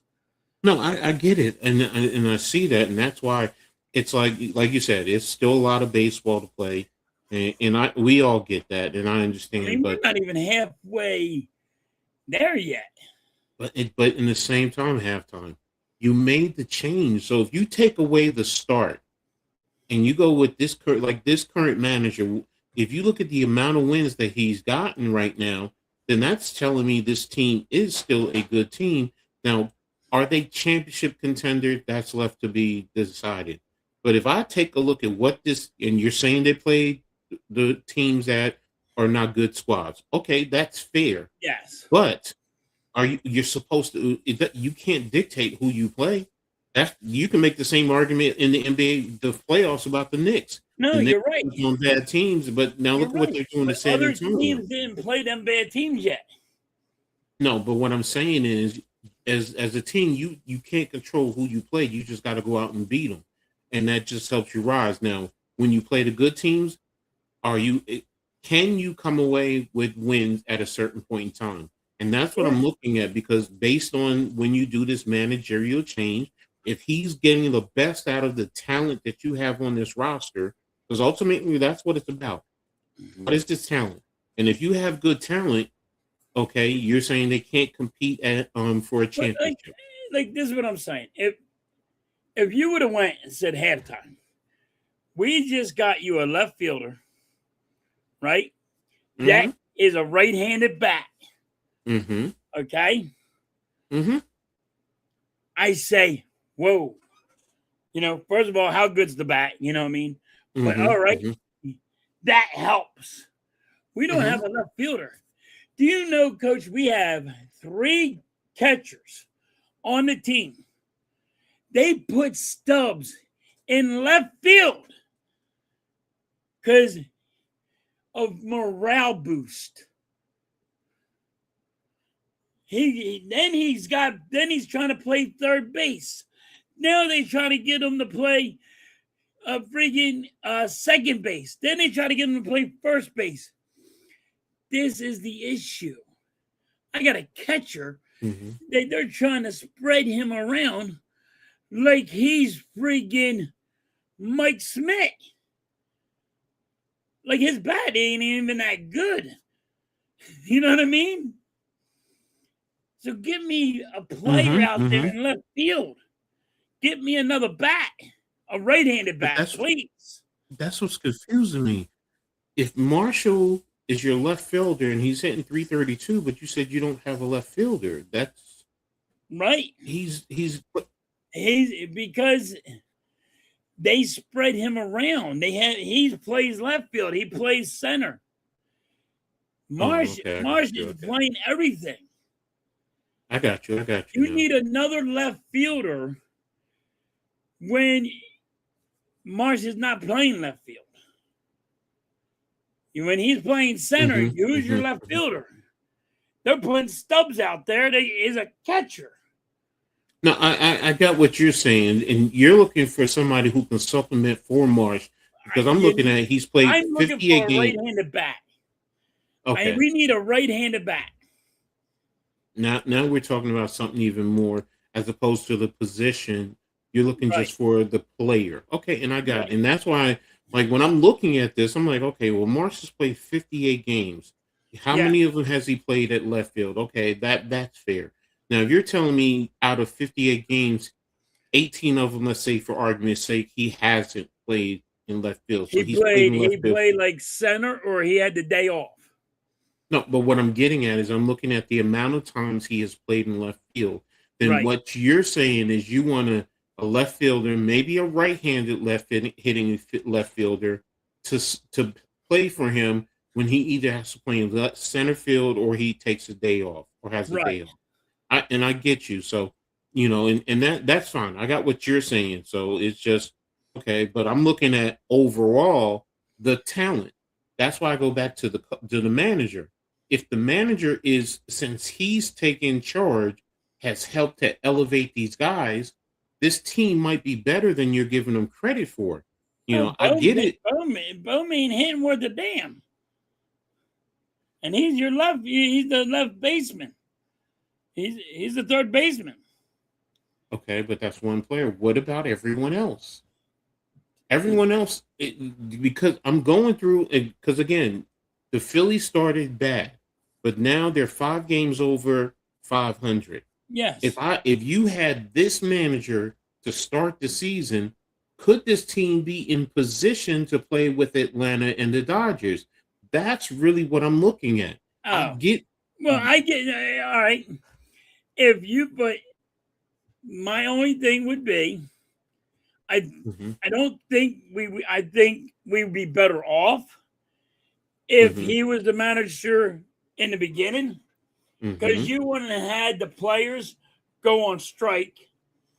Connie, because that's what they did. They said, "Hey, you fire Rob, or we don't play baseball." But that goes into the argument. Then you do have a good squad, and the question becomes, are you? And that's what I'm saying. If you were up there with Atlanta and the Dodgers right now, and you had this manager from the beginning, they made the change before the season started, would you be feeling like, this team sucks, or would you be saying there's a possibility that we can really compete and keep going? I would have been saying, great move. This would have been a possibility of a different change. Then if that's the case, then this manager right now, you have to give him the full season, the rest of the season, to see can he get the Phillies in position to compete. Most definitely. You definitely got to give him the rest of the season. You can't go get nobody else. No, I don't mean it like that. But what I'm saying is you give him to the rest of the season, because now he could really, based on, okay, maybe you do get into the playoffs. You do sneak into the playoffs. But if they were winning for him and they were playing for him, guess what? You might be a tough team for one of the top teams to face. And guess what? You might take it to them and you might beat them. So I get it. I get where you're going. They don't play the small ball. You want a right-handed hitter, to give your left fielder a break. I get all of that. But what I'm looking at overall, this manager the guy who's your manager right now has this team playing, and if he keeps pushing, whether you're playing bad teams or good teams, because now, yes, like you said, when you're playing the good teams by the end of the season, if you have a bad record against the bad team, I mean the good teams, then okay, your argument holds merit. But Right. if you sit here and tell me, okay, well, let's just say he's 45 and 35 against the good teams, just for argument's sake. Okay. Well, if he's 45 and 35, that's an opportunity that, you know what, he might be able to get. And based on the fact that you guys started abysmally, and now you get up to 40 and 35 against good teams, and you're competing and you're playing with them, then it's like, okay, you have a chance. Right. That's all I'm saying. That's all I'm saying. There is a chance. I get where you're coming from now. Yeah. So to me, like, I just see there's so much where we're hurting that it's like ain't gonna happen. Like, you need a left fielder, you need a right back, a right-handed bat that actually can do something. You know? Yeah. No, I get you. I get you. Look, you're not the Yankees. That's all I'm gonna say. You're not the Yankees right now. Aaron Judge is going for. And they're going to only re-image him in 4 to 6 weeks. Re-image, so he could be out longer. Oh, he could be out longer. Yeah. So, and he has a rib fracture, so that could also hurt them. Now he's not, per se. Bless you. He's Aaron Judge, so he gets respect. But in the same token, he's not the Aaron Judge that we really would think that he should be, because Ben Rice is doing everything for this team right now.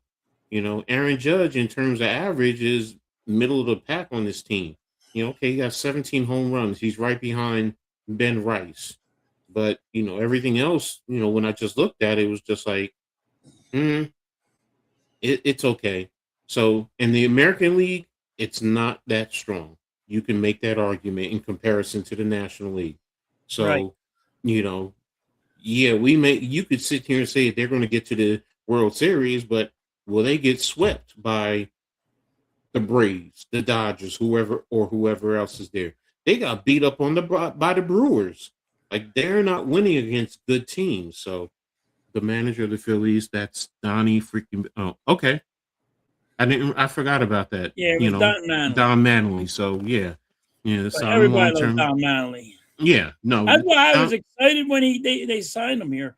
I'm like, well, he's your new manager, but they didn't get rid of Rob. And then the players went on strike. That hurt us. Well, look, right now, still early. We still have enough time. We're just going to see. You're not even halfway yet. Look, I forgot it was Don Manley, so it's me. So, look, kill me. I forgot. I won't forget it going forward. Say his Don name. Manley. Yeah, he wants to sing Destiny's Child to me. Okay. Okay. But we'll see what happens. Say my name. There you go. But we're going to go ahead and we're going to start talking some football before we start really getting out of here. So, and we're going to start with, one of the big trades, and we're going to start with the A.J. Brown trade. How will it impact the Eagles' season for you? How do you think it will impact them? I think it's going to hurt us. Like I said, I was the only one on the mountain with this. I didn't think he was going to get traded. I thought they were going to fix it at that, they're going to keep him and he wasn't going to go nowhere.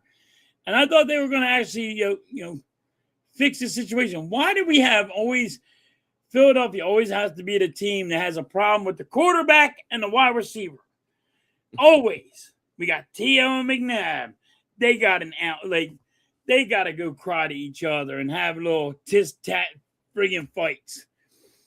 And then, the story came out, A.J. Brown is mad at Hassan Riddick. How do I say it in a nice way?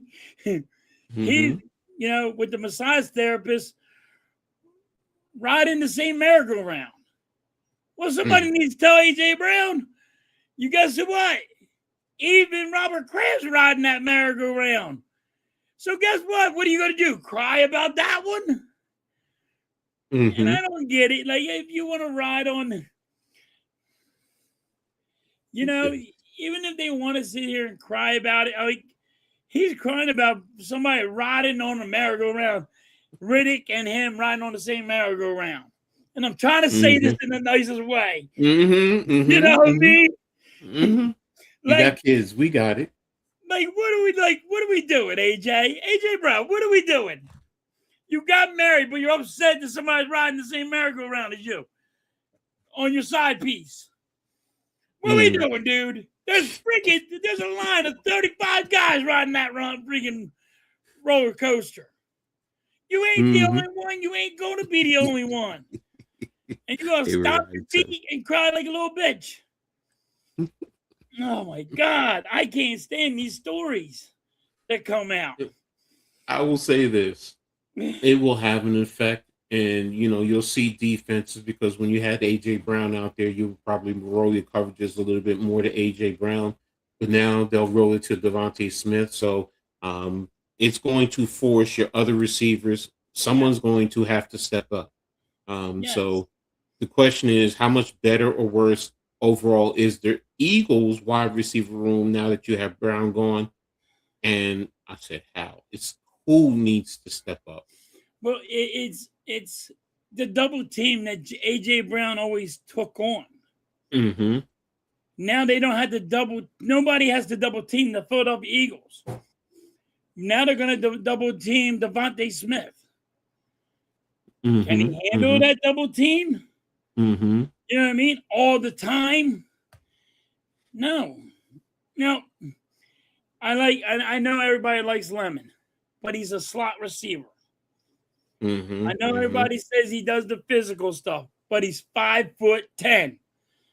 Again, that's the question. Who's going to be that big body receiver that AJ Brown was? That's what I'm saying. Who's going to be my big body?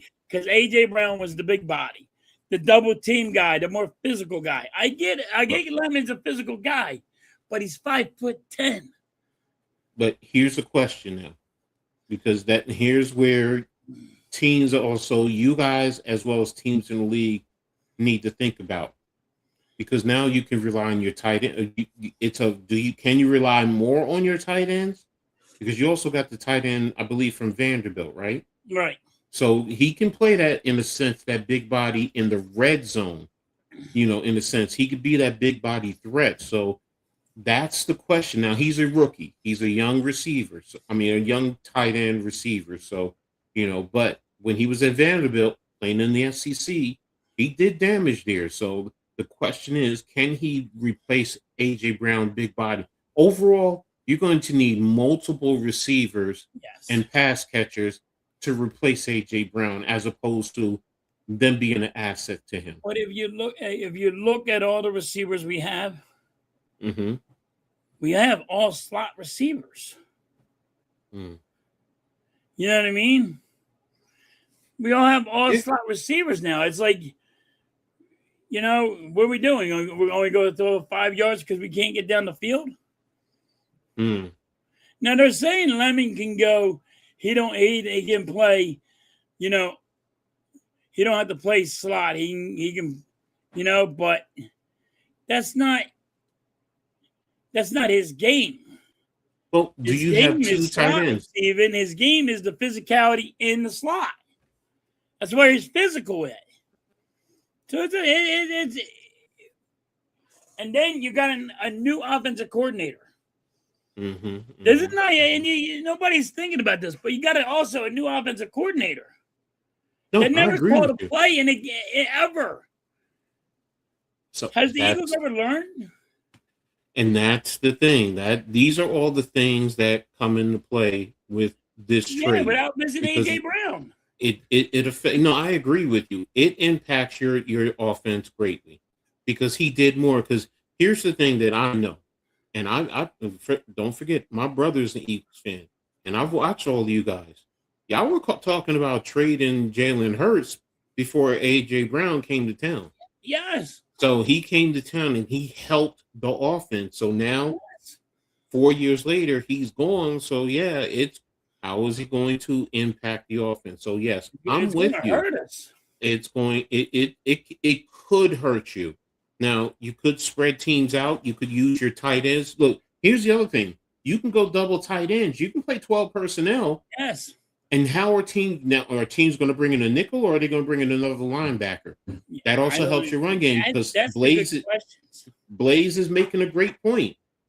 Saquon Barkley is going to have to stand up and run the football. Yeah. Run the football. Like we get so pass happy. How is he gonna call the run play? Yes. For Saquon Barkley? Are they gonna just say, hey, run up the middle? Or are you gonna run on the end? And that's where things get different. So but this is the third offensive coordinator, coach. The third one that never called plays ever. Third one. Like, okay, you had Jalen Hurts, his daddy's best friend. You had milking cookies with him. He couldn't call a play to save his ass. We got rid of him. Then we had Nick Sirianni brings his buddy in. Nobody likes him. He can't call plays. And then what do you have now? You know what I mean? You got a guy, and I call him the Sandman because he looks like the villain from damn Spider-Man that never called plays before. Like, why do we get a guy that don't know how to call a goddamn play? And you know what they said? Oh, he's the next Andy Reid. Well, Andy Reid called plays. Screaming Paranormal said Mannion is a run-first offense. So I don't know how, because you're saying now if you're saying he believes in the run, but he's never called plays. He never called plays. We're going to see. And it would be stupid to get rid of Hurts. So we'll see. It's going to be interesting in the NFC East, which, we were just talking about Hurts and everything, which my next question. Out that they were going to get rid of Jalen Hurts over A.J. Brown. Is this why in Philly we always got to have a fight with our quarterback and our number one wide receiver? Well, let me ask you this, because this was perfect because it was going into my next question. Who faces more pressure, Nick Sirianni or Jalen Hurts? That is a good question. Because Jalen Hurts can't throw for 4,000 yards. He has never done it. But I think it's going to be on Nick Sirianni because of Jalen Hurts getting paid all that money. So I think it's going to be on Nick because the way he acts towards the fans and all that. So I think it's going to be on Nick. But to me, Jalen Hurts don't throw for 4,000 yards. He's not the only quarterback that won you a Super Bowl either. I know everybody's like, oh, he won you a Super Bowl. We won a Super Bowl with a backup quarterback in Nick Foles. You know what I mean? So he's not the only one. But I blame, I'm going to say it's going to be the coach that's going to be fired if we don't make the playoffs and do good. I didn't say fired. I said faces more pressure. To me, it's different. And I agree with you. He faces more pressure. Yes, it is Sirianni, but I will say right behind him, it is Jalen Hurts, but I will say Sirianni faces because everything you guys are talking about, losing A.J. Brown, how do you and your offensive staff figure out how to replace his production and what he brings to the football field with opposing defenses? Jalen Hurts, blaming the offensive coordinator without getting some criticism. Yeah. Yes. Yeah, but it's not 4,000 though, Blaze. Yeah. Everybody else is throwing 4,000 yards. He's not. He's not throwing 4,000 and one. You use the 4,000 as a baseline. 4,100. They're 42, 45. I'm like, here we go. Like 38. All right. I guess you're going to say that's 4,000. Mm-hmm. It's not 4,000. I mean, 4,000 is 4,000. And he says, I think Nick may be in the hot seat either way. I If do they think really so, do Jerry. well, I do. they may not want to cut Mannion loose. So, I get it. Hurts. So, look, it's going to be interesting again. Plus, with everyone else in the league, I mean, in the division, you know, you're going to be seeing teams. It's not going to be a cupcake in a sense. Right. So, and Mitch says, what about 3,969? Here we go with the 69. So, Yeah. what's up, Cool Cat? Thanks for tapping Kitty in, bro. Cat's in the building. What's up, Kitty Cat? I haven't So, seen you in a while, I buddy. get Hertz isn't a high value. I get it. Just no, we get it. We get it. Yeah. We get it. But I'm just saying, if everybody looks at, if you're all looking at all the quarterbacks and saying Jalen Hurts is not what top 10, I'm saying, or a top 15, it's because he don't throw for over 4,000 yards. But here's the thing: your offense isn't based on that, because if Saquon Barkley is getting you 1,500 yards, you don't need it. You don't need him to throw for 4,000 yards. To be honest with you, the problem is that's why his stats and people rank him lower. No, exactly, Blaze. You know, the run. If you put the run and sense into, you know, with play action and what you call said it earlier. Yes, if you run, if you do the run and it opens up the pass. And he also said, find out what this, here's the thing: what the offensive coordinator is going to do. Here's the thing: when a quarterback plays under the center, and he has to turn his back to the defense, and either give it to the running back or act like he's giving it to the running back. Guess what that does for the linebackers? The linebackers automatically step up. Yep. They're going to read the line action and they're going to step up. Now you can get tight ends behind the linebackers. You can get receivers coming in right behind the linebackers. You can run certain flood concepts if they're playing zone, whatever the case may be. Jalen Hurts don't do that. Well, he's going to have to adapt. That's the thing I will say that he has to do. That. Like you're adding something to his game that he don't do good. That's where, look, I understand he hasn't done it in the past, but I'm sorry, isn't he a son of a football coach? I'm with you. So to say he can't do something, I'm like, maybe your other coordinators just never asked him to do it, but it's not hard to come under the center, take the snap, turn around, put the football out, whether you give it to him or you pull it, because you know that it's going to influence the linebackers and maybe a strong safety. So again, to say he can't do it, I'm with you. He's a quarterback. He's the son of a quarterback coach. He should be able to do it. No, Mitch, but he don't. He don't do it. No, I get it, Mitch. You know, everything has to fall into play. Everything.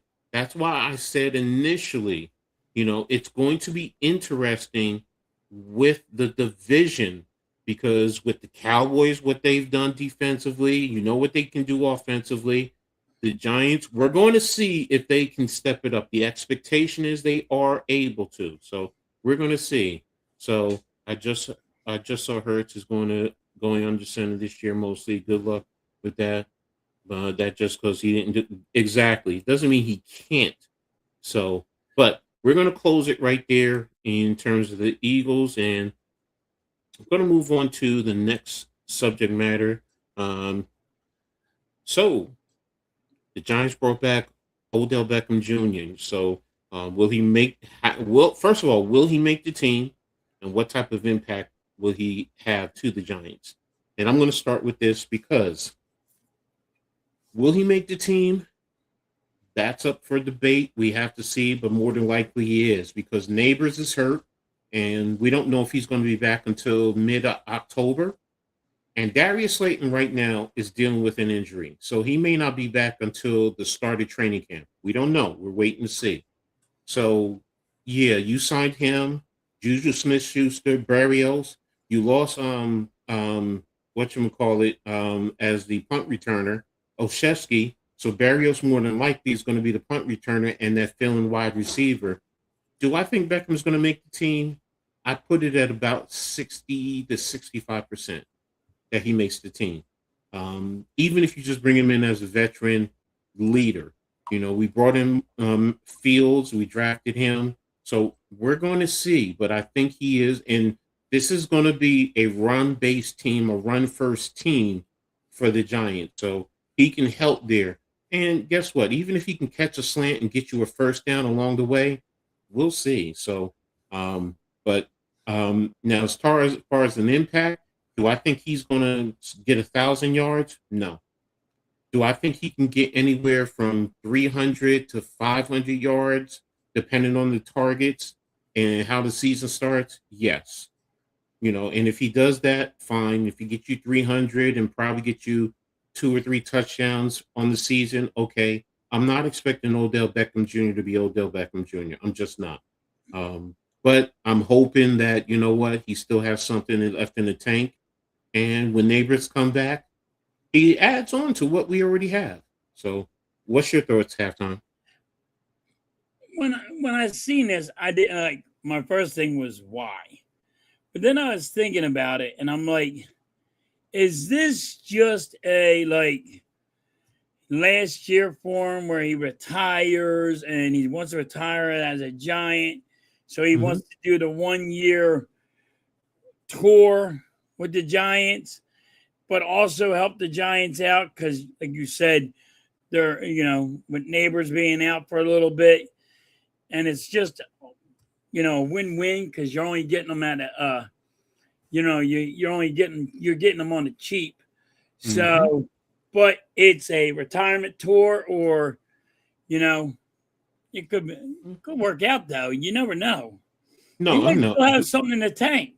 He's only 33. He's going to be 33 this year, I think. 33. I mean, now he was out of football. Randy Moss that played old, and you had Jerry Rice that played old too. So I know that. What do I think he's? I'm not saying he's freaking Jerry Rice either. Yeah, no, I know that. I think personally, with Neighbors' situation,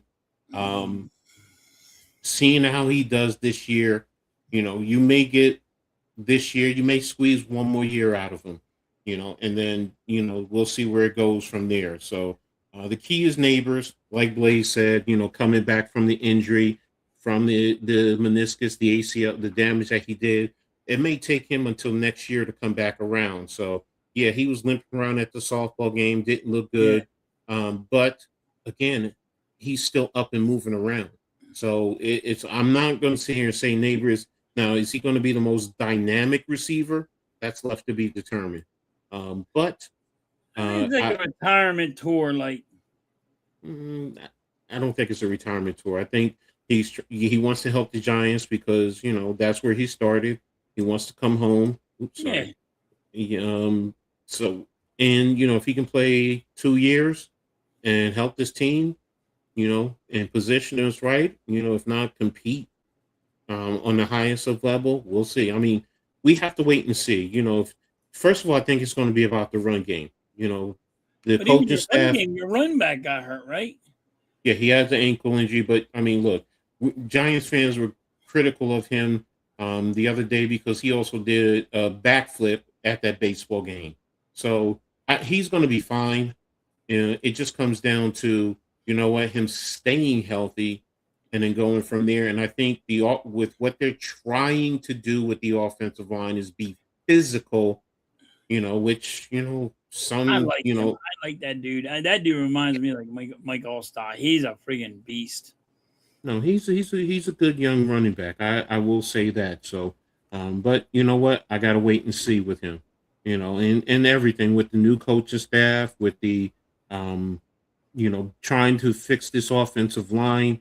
What are we trying to do? I mean, it's still a work in progress. So, we're going to see.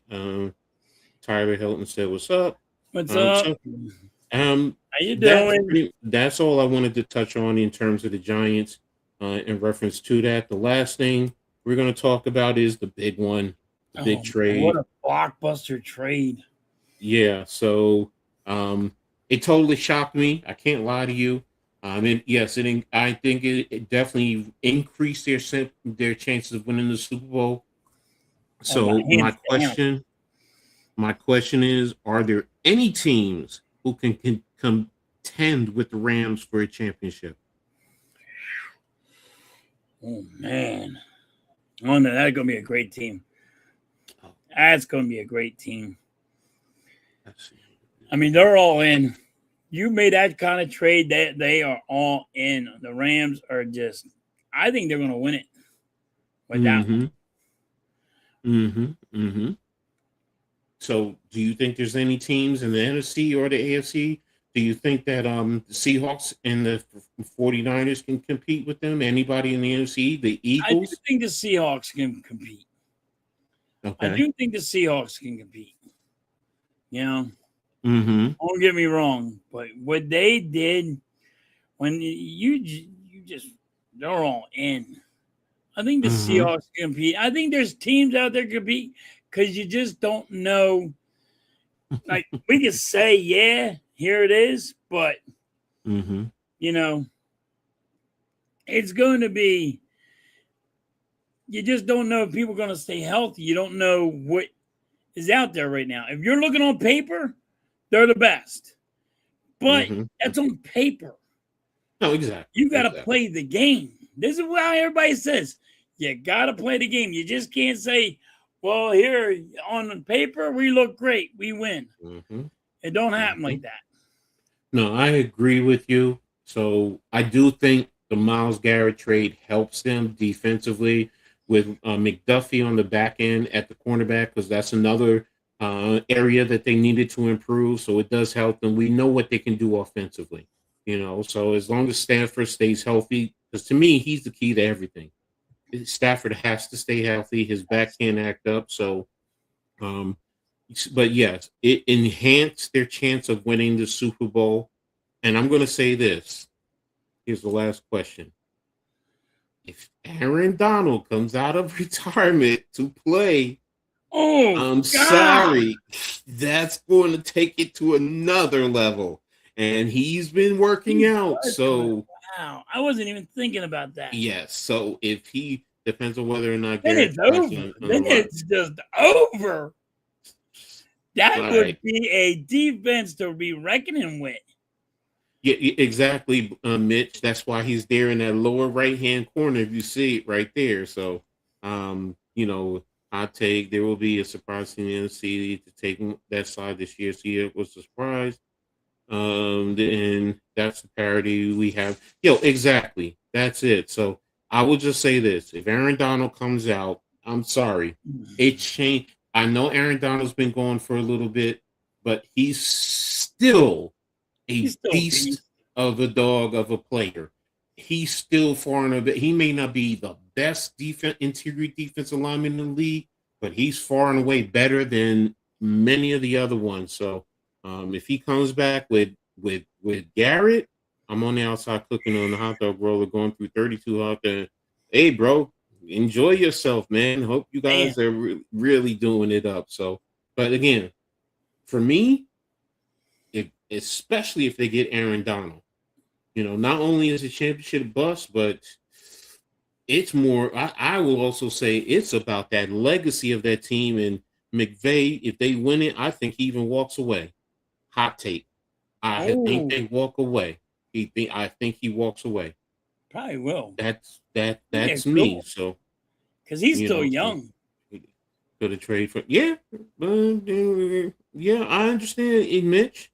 I understand. There's a lot of, but none of us look. Right now, they said it was about the Rams, and it was about who's the other one? I forgot who the other one was. That wanted to trade for him. It wasn't really about two teams. Aaron Donald is coming out of retirement. Aaron Donald is, but he's coming home to pick. Nah, bro, you're going to have to give up a lot because remember the Rams own his right. He's still So a you're going Ram. to have to trade for him. So would you have done the Garrett for Carter trade? Would you have traded for Garrett? Would you have given up Jalen Carter for Garrett? I would have done it. I would have had to. I would have done it. I would have hated it. I would have hated it if you did get him. I would have done it. The reason why I would have done it, remember Jalen Carter spitting on what's called and Dak Prescott. It seems like on Dak Prescott, yeah. I would have done it because it seems like he's still young and he's immature. And Myles Garrett, I think, would have been a big piece. I would have done it. I would have done it because I think just on that, I think he's just still Carter's still immature and just not ready yet to take over like Garrett is.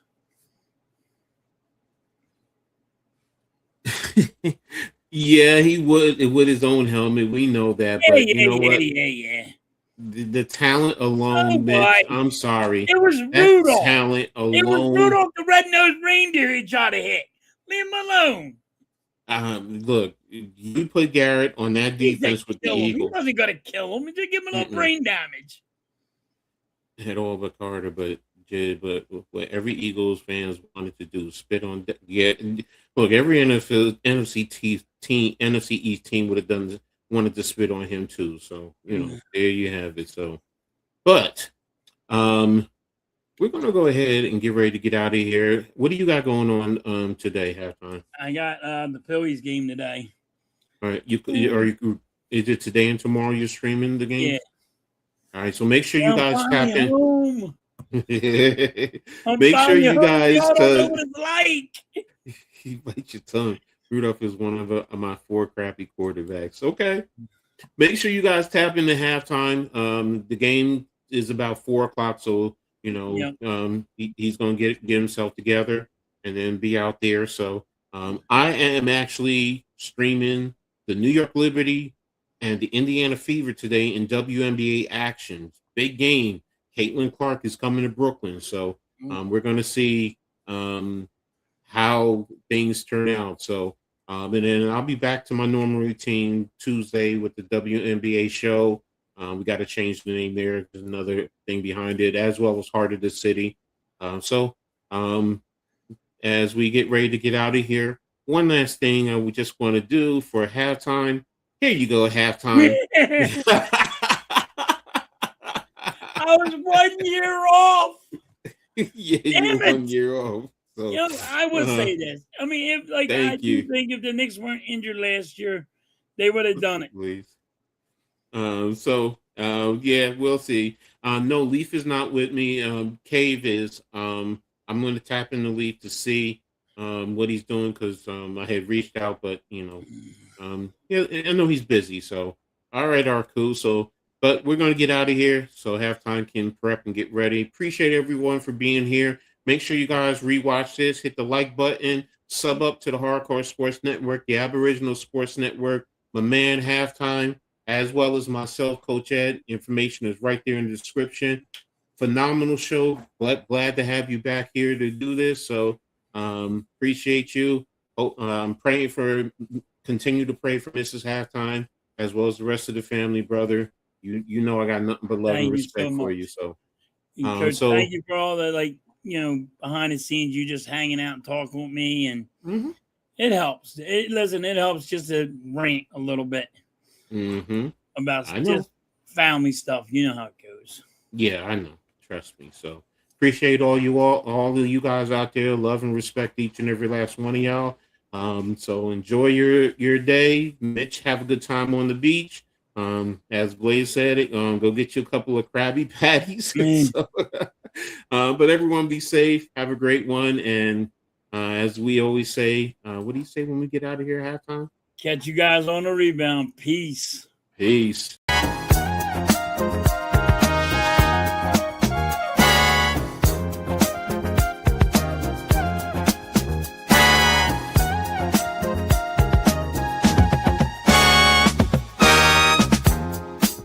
gather round for the halftime chat.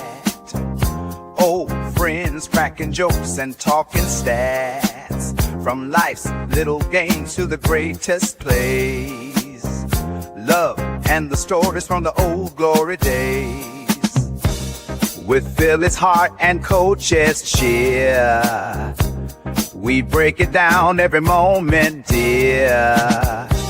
Life is a team and we've got the plan. Sports, love, and laughter, that's who we am.